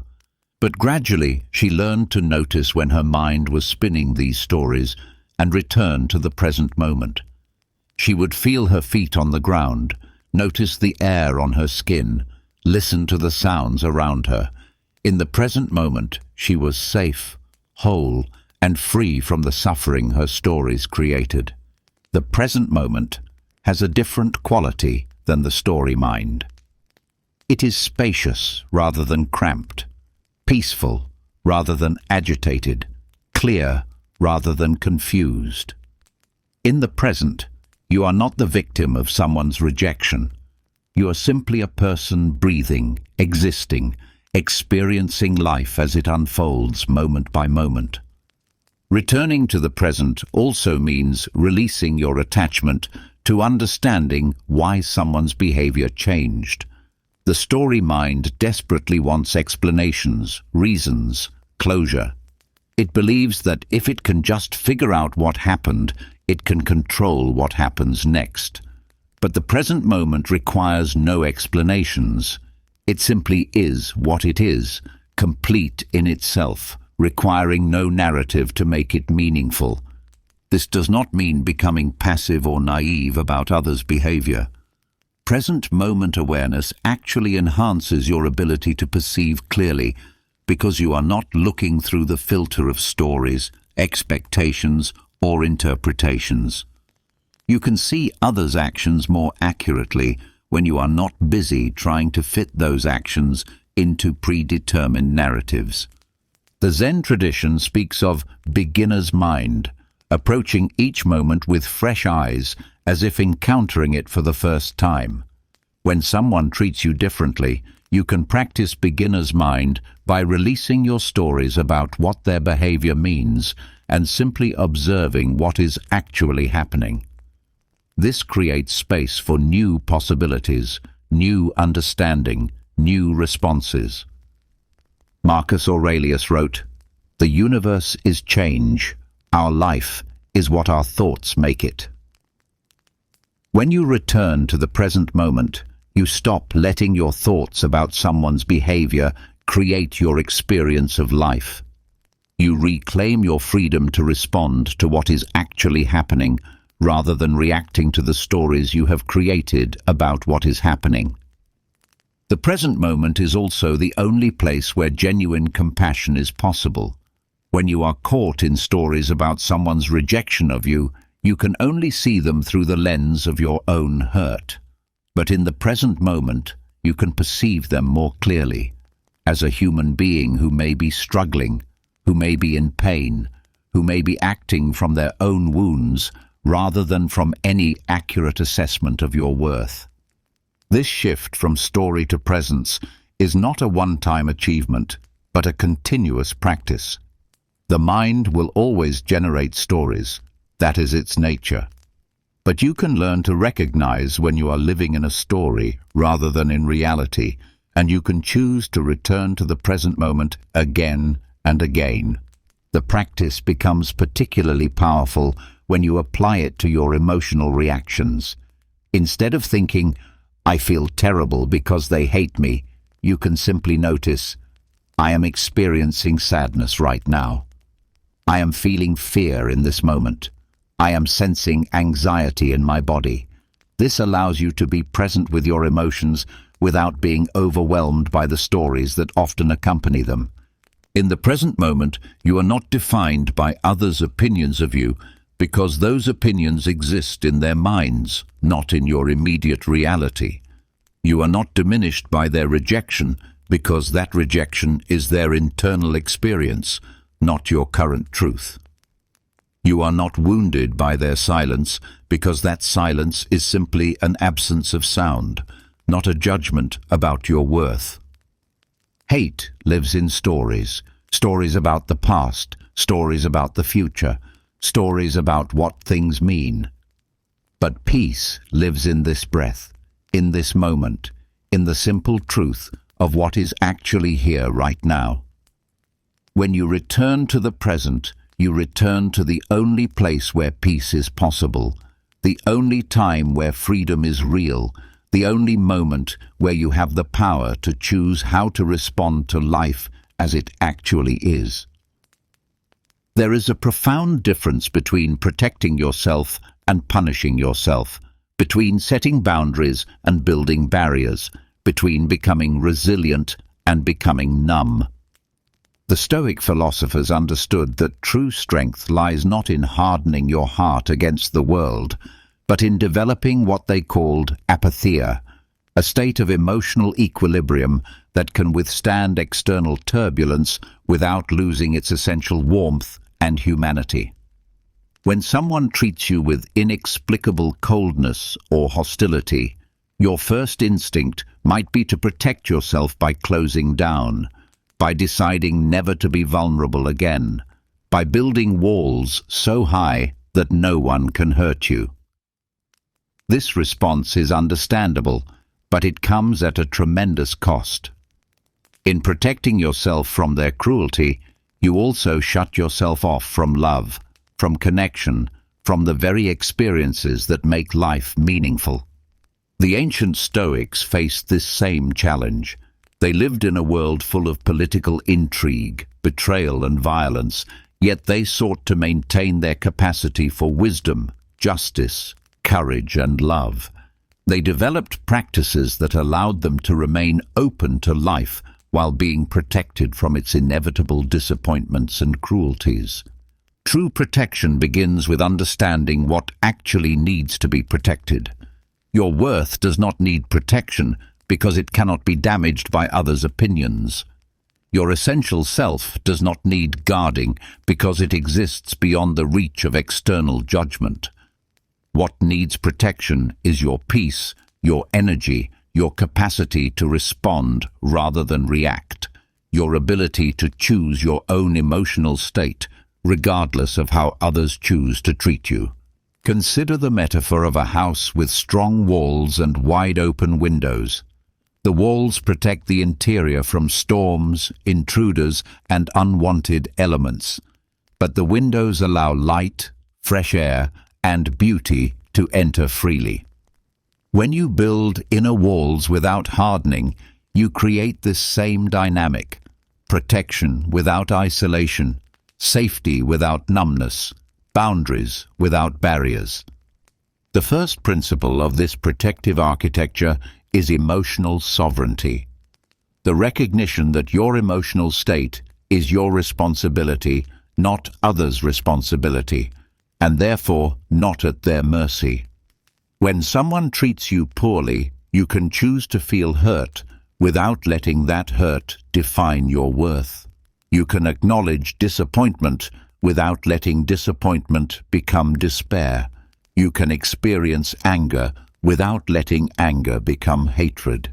Maria learned this distinction when her longtime friend Jennifer began treating her with increasing hostility.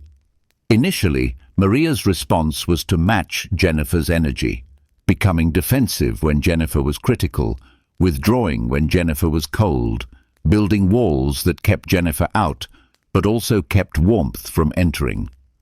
Gradually, Maria realized that this approach was turning her into someone she didn't want to be, guarded, suspicious, and bitter. Instead, Maria began practicing what she called loving boundaries.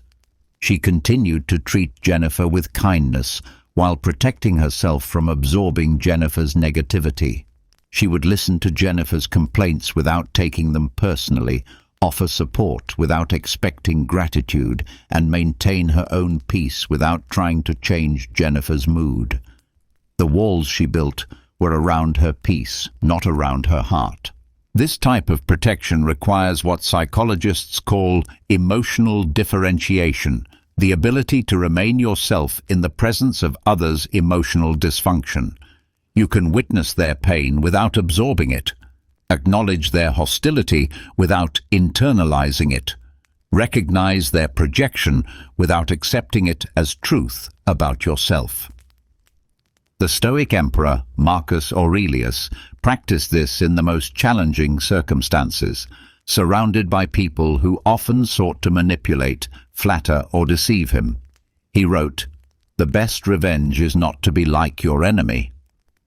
When someone treats you poorly, the temptation is to respond in kind, to protect yourself by becoming like them. But this approach destroys what you are trying to protect: your own character, your own peace, your own capacity for love. Building inner walls without hardening also means learning to distinguish between self-protection and self-punishment. Self-protection keeps you safe while maintaining your capacity for joy and connection. Self-punishment closes you off from life itself, making you safe from others' cruelty, but also safe from their love, their warmth, their potential for goodness. The difference lies in your intention. Are you protecting your ability to love, or are you punishing yourself for having loved? Are you safeguarding your peace, or are you numbing yourself to avoid feeling anything at all? Are you creating healthy boundaries, or are you building a prison that keeps others out, but also keeps you trapped inside? True Stoic resilience maintains what they called philanthropia, love for humanity despite humanity's flaws. This love is not naive or sentimental. It is based on the recognition that humans are imperfect beings who often act from pain, fear, and confusion rather than wisdom and clarity.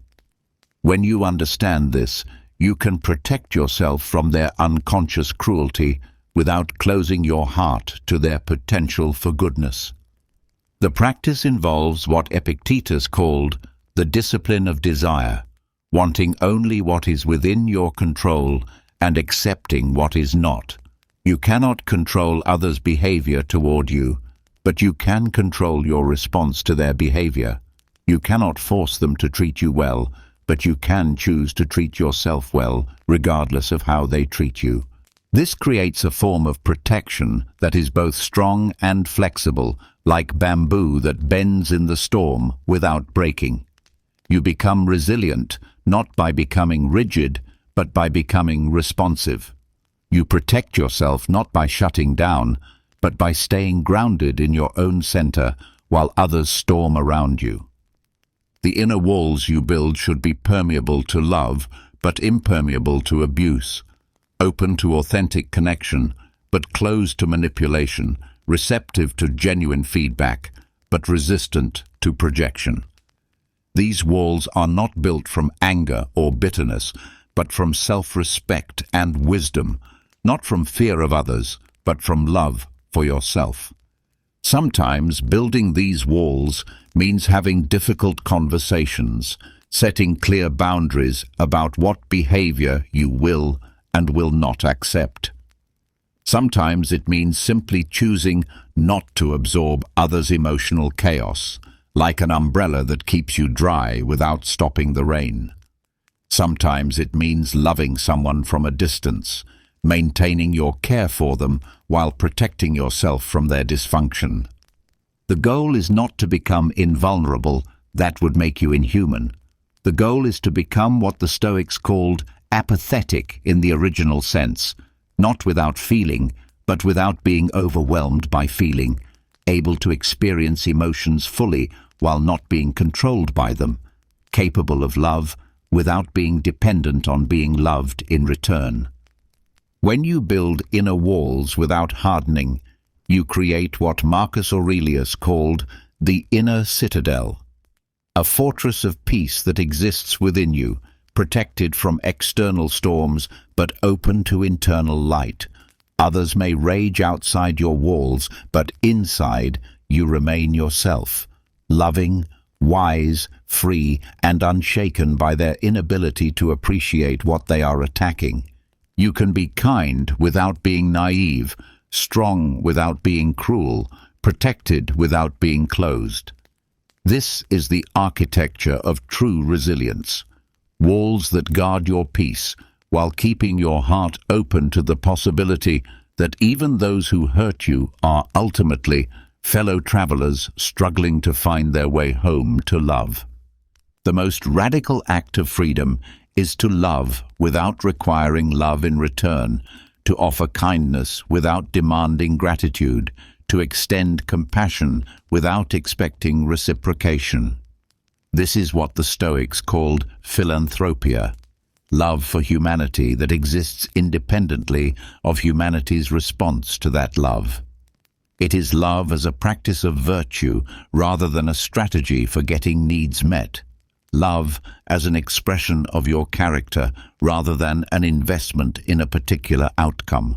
When someone treats you with inexplicable coldness or hostility, your natural impulse may be to withdraw your care, to match their energy, to protect yourself by becoming like them. But this approach makes your capacity to love dependent on their capacity to receive it, your ability to be kind contingent on their willingness to appreciate kindness. It transforms love from a practice into a transaction, from a virtue into a vulnerability. The ancient Stoics understood that making your virtue dependent on others' responses was a form of slavery. It meant that your ability to be the person you want to be was controlled by people who might be incapable of recognizing goodness when they encountered it. Marcus Aurelius wrote, "The best way to avenge yourself is to not be like your enemy." When someone cannot love you back, the most powerful response is to continue loving anyway, not for their sake, but for your own. This does not mean becoming a doormat or accepting abuse in the name of unconditional love. It means maintaining your essential nature regardless of how others choose to respond to it. It means continuing to act from your highest values even when others act from their lowest impulses. It means refusing to let their inability to love determine your ability to love. Consider the story of David, whose brother Mark had gradually become hostile and distant over several years.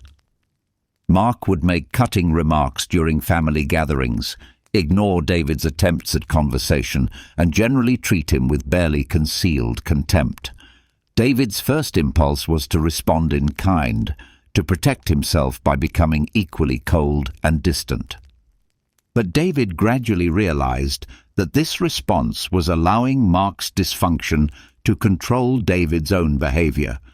Instead of matching Mark's hostility, David chose to continue treating Mark with respect and kindness, not because Mark deserved it or appreciated it, but because treating others with respect and kindness was who David wanted to be. David's love for his brother became independent of his brother's capacity to receive or return that love. The existentialist philosophers understood this as a form of radical authenticity, choosing to be who you are regardless of how others respond to who you are. Jean-Paul Sartre wrote that we are condemned to be free, meaning that we have no choice but to choose who to be in each moment. When someone cannot love you back, you still have the freedom to choose love, kindness, and compassion as expressions of your authentic self. This type of love requires what the Stoics called detached attachment, caring deeply while holding outcomes lightly. You can love someone fully while accepting that they may never love you back. You can offer your best self while accepting that they may reject what you offer. You can maintain your commitment to virtue while releasing your need for recognition, appreciation, or reciprocation. The practice begins with understanding the difference between conditional and unconditional expressions of your character. Conditional love says, "I will be kind to you if you are kind to me." Unconditional love says, "I will be kind to you because kindness is who I choose to be." Conditional compassion depends on the other person's worthiness. Unconditional compassion flows from your own commitment to compassion as a way of being. This distinction becomes particularly important when dealing with people who seem determined to push away your love, who interpret your kindness as weakness, who mistake your compassion for naivety. These people often test your commitment to love by making love as difficult as possible to offer. They are unconsciously asking, "Will you still care about me even when I make caring about me painful?" Sometimes the most loving thing you can do for someone who cannot love you back is to continue loving them from a distance. This means maintaining your good wishes for their well-being while protecting yourself from their inability to appreciate or reciprocate your care. It means holding space for their potential while accepting their current limitations. The Buddhist concept of loving kindness offers a framework for this practice. Loving kindness begins with the recognition that all beings want to be happy and free from suffering, even those who seem to create suffering for themselves and others. When someone treats you poorly, you can practice loving kindness by wishing them well while protecting yourself from their dysfunction. This might sound like, "May you find peace even though you cannot offer peace to me. May you find healing even though your wounds are affecting our relationship. May you find love even though you cannot love me back right now." This practice maintains your heart's openness while acknowledging the reality of their current limitations. Love without expecting love back also transforms your relationship to rejection. When someone cannot receive your love, their rejection becomes information about their capacity rather than evidence of your inadequacy. Their inability to appreciate your kindness reveals their current state, not your worth. Their rejection of your care says more about their wounds than your offerings. Marcus Aurelius practiced this understanding in his role as emperor, constantly dealing with people who sought to manipulate or deceive him. He wrote, "The universe is change. Our life is what our thoughts make it." When someone could not return his care, he chose to see this as their limitation rather than his failure, their loss rather than his inadequacy. The freedom in this approach is profound. When your love is not dependent on being loved back, you are free to love purely, without agenda, without keeping score, without the anxiety that comes from needing particular responses from particular people. Your love becomes an expression of your abundance rather than evidence of your need. This does not mean loving without discernment or wisdom. You can love someone's essential being while recognizing that their current behavior is harmful. You can wish them well while choosing not to expose yourself to their hostility. You can maintain compassion for their struggle while protecting your own peace. The practice also extends to how you interpret others' inability to love you back. Instead of seeing their coldness as evidence of your unlovability, you can see it as evidence of their pain. Instead of taking their rejection personally, you can recognize it as their defense against vulnerability. Instead of feeling hurt by their hostility, you can feel compassion for the wounds that make hostility feel necessary to them. When you love without expecting love back, you discover that love is not diminished by being unreciprocated, it is purified. Your capacity to care becomes stronger, not weaker, when it no longer depends on external validation. Your heart becomes more resilient, not more vulnerable, when it learns to give without keeping accounts. This is the ultimate freedom, to be loving because love is your nature, not because love is rewarded. To be kind because kindness reflects your character, not because kindness guarantees kind treatment in return. To be compassionate because compassion is who you choose to be, regardless of whether that choice is understood, appreciated, or reciprocated. They may not love you back, but that does not diminish your capacity to love. Their inability to receive your care does not reduce the value of offering it. Their rejection of your kindness does not make kindness any less beautiful or necessary in the world.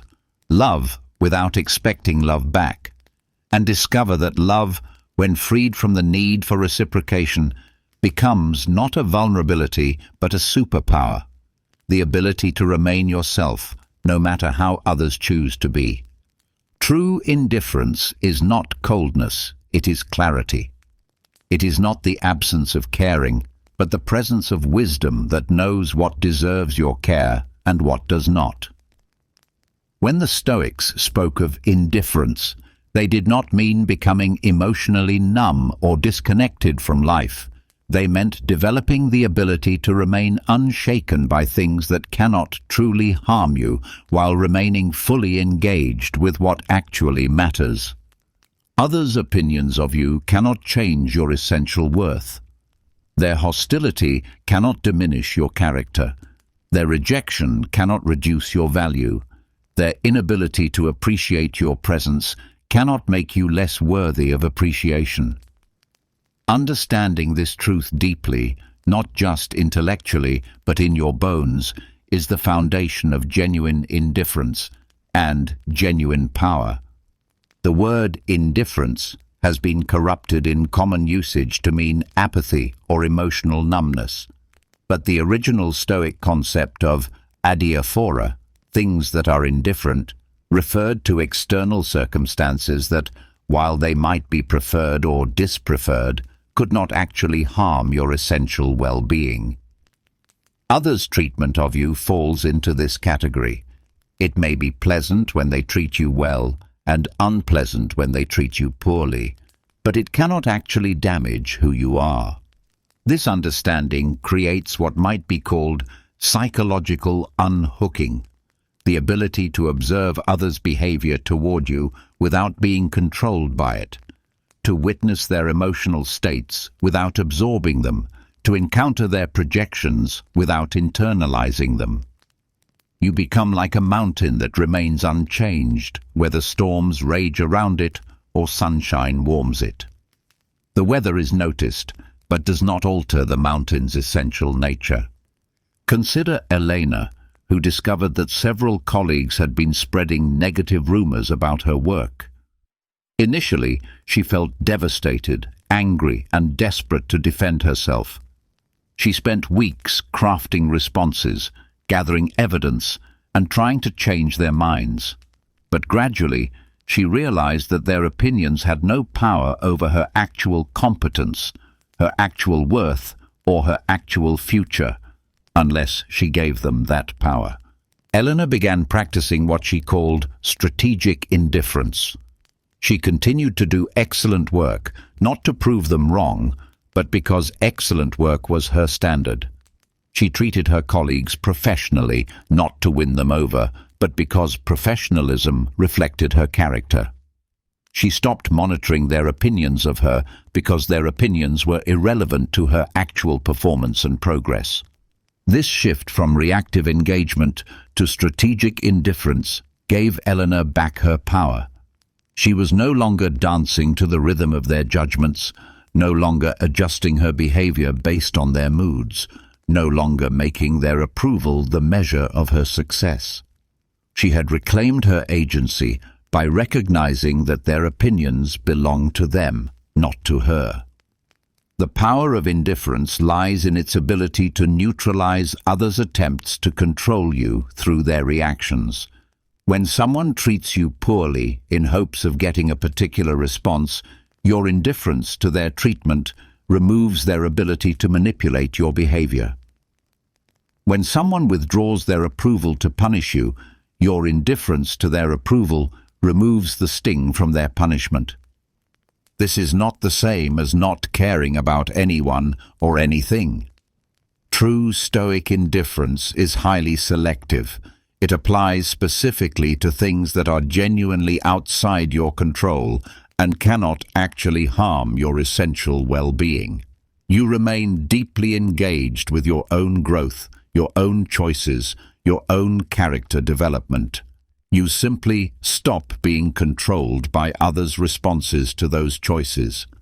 Marcus Aurelius wrote, "You have power over your mind, not outside events." Realize this, and you will find strength. The strength he speaks of comes from recognizing that others' behavior toward you is an outside event, something happening in their consciousness, not a determining factor in your inner experience unless you choose to make it so. Indifference also creates space for authentic compassion. When you are not hooked by others' treatment of you, you can see their behavior more clearly.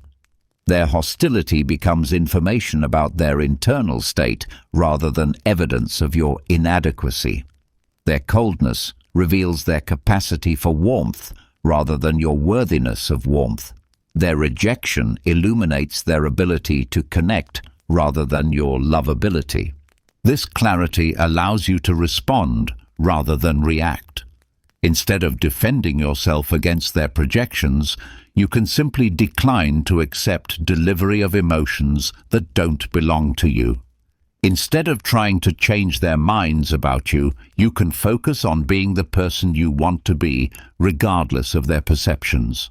Instead of being diminished by their inability to appreciate you, you can remain grounded in your own recognition of your worth. The practice of indifference requires distinguishing between what is truly yours and what belongs to others. Their anger is theirs, not yours to carry. Their disappointment is theirs, not yours to fix. Their inability to understand you is theirs, not yours to remedy through endless explanation. Your responsibility is to be authentic, kind, and true to your values. Their responsibility is to respond to that authenticity in whatever way they choose. This understanding creates what psychologists call emotional boundaries, the ability to remain yourself in the presence of others' dysfunction. You can witness their struggle without absorbing it, acknowledge their pain without making it yours, recognize their hostility without internalizing it as truth about yourself. Sometimes people interpret indifference as coldness or lack of caring, but true indifference often allows for more genuine warmth because it is not contaminated by neediness, not distorted by the desire for particular responses, not compromised by the fear of rejection. When you are not desperate for their approval, you can offer authentic care. When you are not afraid of their disapproval, you can be genuinely yourself. The power of indifference also extends to positive treatment from others. Just as their criticism cannot diminish you, their praise cannot inflate you. Just as their rejection cannot reduce your worth, their acceptance cannot increase it. Your value exists independently of their recognition of it. your worthiness independent of their acknowledgement of it. This creates a profound stability. You are no longer riding the emotional roller coaster of others' moods, no longer dependent on their approval for your sense of well-being, no longer threatened by their disapproval. You become what the Stoics called autarkic, self-sufficient in your ability to maintain inner peace regardless of external circumstances. Indifference is not a wall built to keep others out. It is a foundation built to keep you steady. It is not a rejection of human connection, but a requirement for healthy connection. When you are not desperately seeking others' approval, you can form relationships based on genuine compatibility rather than mutual neediness. When you are not afraid of others' rejection, you can be authentic rather than performative. The ultimate power of indifference is that it returns you to yourself. You stop being a victim of others' emotions and become the author of your own inner experience. You stop being controlled by their opinions and start being guided by your own values.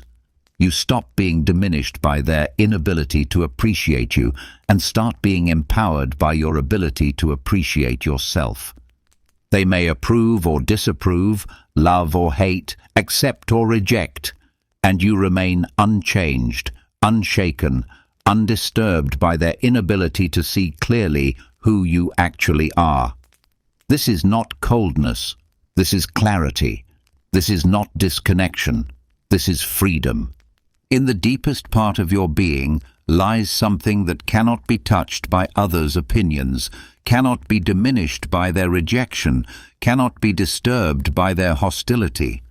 The Stoics called this your hegemonikon, your ruling faculty, your essential self, your unmoved center. It is the part of you that observes all experience without being changed by it, the awareness that witnesses all emotions without being controlled by them, the presence that remains constant through all the changes in your external circumstances. When someone suddenly turns cold toward you, when their warmth transforms into indifference or their friendship into hostility, this unmoved center remains exactly what it has always been. Others' ability to appreciate you may change, but your essential nature does not. Their capacity to understand you may fluctuate, but your inherent worth remains constant. Their willingness to offer you warmth may vary, but your inner light continues to shine with the same steady radiance. This unmoved center is not something you create or achieve. It is something you discover, something you return to, something you remember you have always been. It exists prior to others' opinions about you, independent of their ability to recognize it, unaffected by their choice to acknowledge it or ignore it. Finding this center is not about building new strength, but about recognizing the strength you have always possessed. Marcus Aurelius, who governed an empire while facing constant political intrigue, betrayal and criticism, practiced returning to this center daily. He wrote, "Retreat into yourself." The rational principle which rules has this nature, that it is content with itself when it does that which is just, and so secures tranquility. He understood that no matter what chaos surrounded him, no matter how others chose to treat him, he could always return to the still point within himself where peace was constant and unshakable.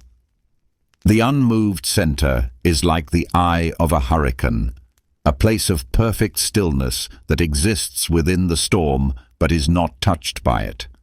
Others may rage around you, project their wounds onto you, withdraw their love from you, but in your center you remain undisturbed, not because you don't care, but because you understand that their storm is theirs, not yours.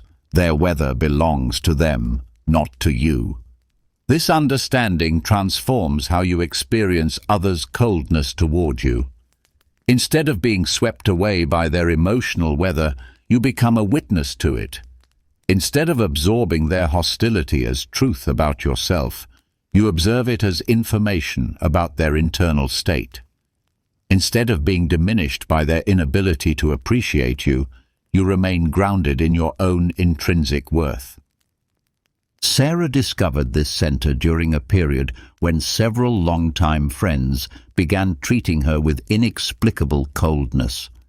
Initially, she felt devastated, questioning everything about herself, trying desperately to understand what she had done wrong. But gradually, through meditation and philosophical study, she found a place within herself that remained untouched by their rejection, a quiet space where she knew her own worth independent of their recognition of it. From this center, Sarah could see her friends' behavior more clearly. She recognized their coldness as evidence of their own struggles rather than evidence of her inadequacy. She understood their rejection as information about their capacity for connection rather than proof of her unlovability. This shift in perspective didn't eliminate her sadness about the loss of these friendships, but it prevented that sadness from defining her sense of self. The unmoved center is not emotionally numb or disconnected from feeling. It feels everything but is identified with nothing. It experiences sadness when relationships end but is not destroyed by that sadness. It notices disappointment when others fail to understand but is not defined by that disappointment. It acknowledges hurt when others are cruel but is not diminished by that hurt. This center knows something that the reactive mind often forgets. You are not your experiences. You are not your emotions. You are not others' opinions of you. You are the awareness that can observe all of these phenomena with clarity and compassion. You are the consciousness that remains constant while everything else changes. You are the still point that exists beyond the reach of others' ability to disturb. Finding this center requires practice, especially when others' treatment of you triggers your deepest insecurities.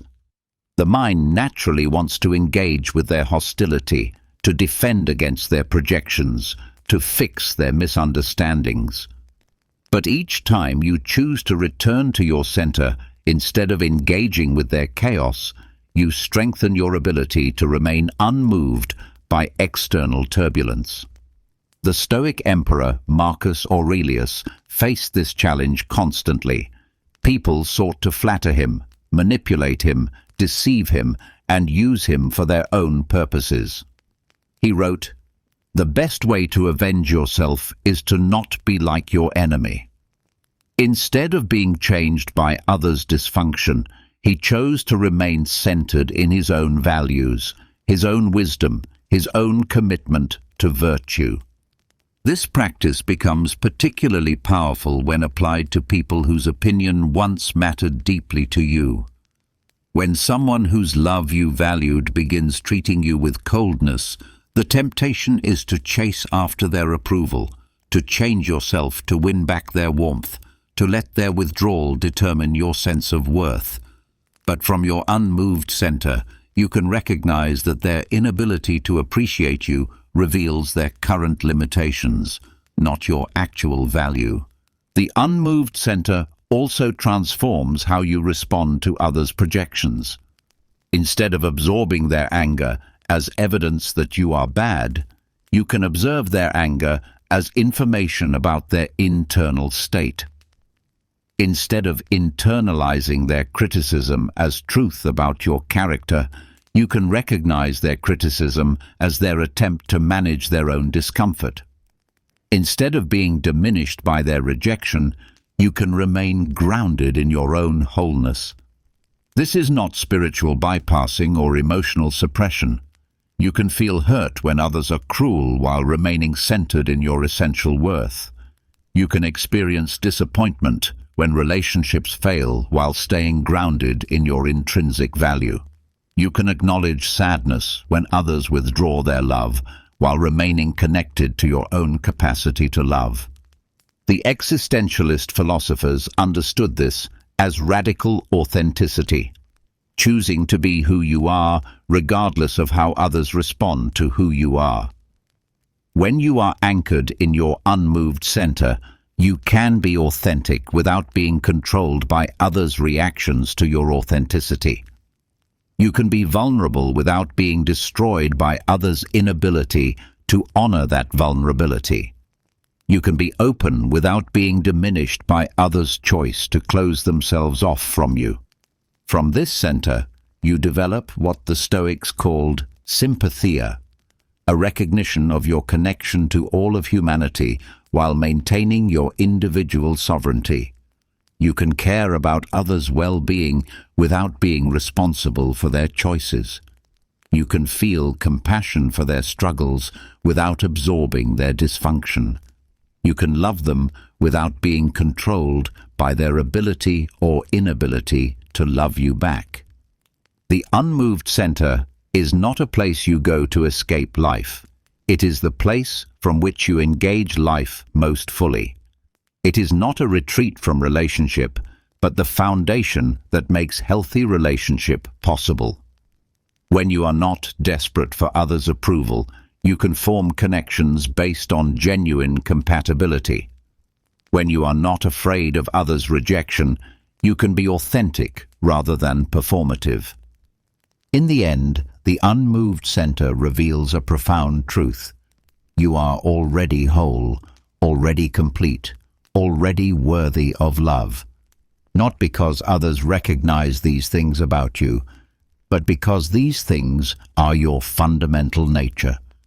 Others may see clearly, or they may be blinded by their own pain. They may appreciate your presence, or they may take it for granted. They may treat you with kindness, or they may treat you with cruelty. But in your center, you remain, unshaken by their inability to see you clearly, unseen by their shadows, alive in your own quiet light. This is not coldness masquerading as wisdom. This is wisdom expressing itself as unshakable peace, immovable compassion, and the quiet strength that comes from knowing who you are, regardless of who others think you are. They may hate, they may turn, they may fall silent, but you remain centered, sovereign, free, and touched by a peace that exists beyond the reach of their storms, illuminated by a light that shines independently of their ability to see it, grounded in a love that flows from your own depths rather than depending on their capacity to return it. They may hate, they may turn, they may fall silent, but you remain unshaken, unseen by their shadows, alive in your own quiet light. Through returning to the present, building inner walls without hardening, loving without expectation, practicing true indifference, and finding your unmoved center, you have constructed what the Stoics called the inner citadel, a fortress of peace that stands untouchable by others' emotional weather. You are no longer at the mercy of their moods, no longer defined by their opinions, no longer diminished by their inability to appreciate what stands before them. You have remembered who you are beneath all their projections, beyond all their expectations, independent of all their capacity or incapacity to love. This is the quiet fortress, not built from hardness, but from wisdom, not from coldness, but from clarity, not from indifference, but from the recognition of what truly matters and what does not. Here, in this space of unshakable peace, you are finally free to be yourself, regardless of how others choose to be.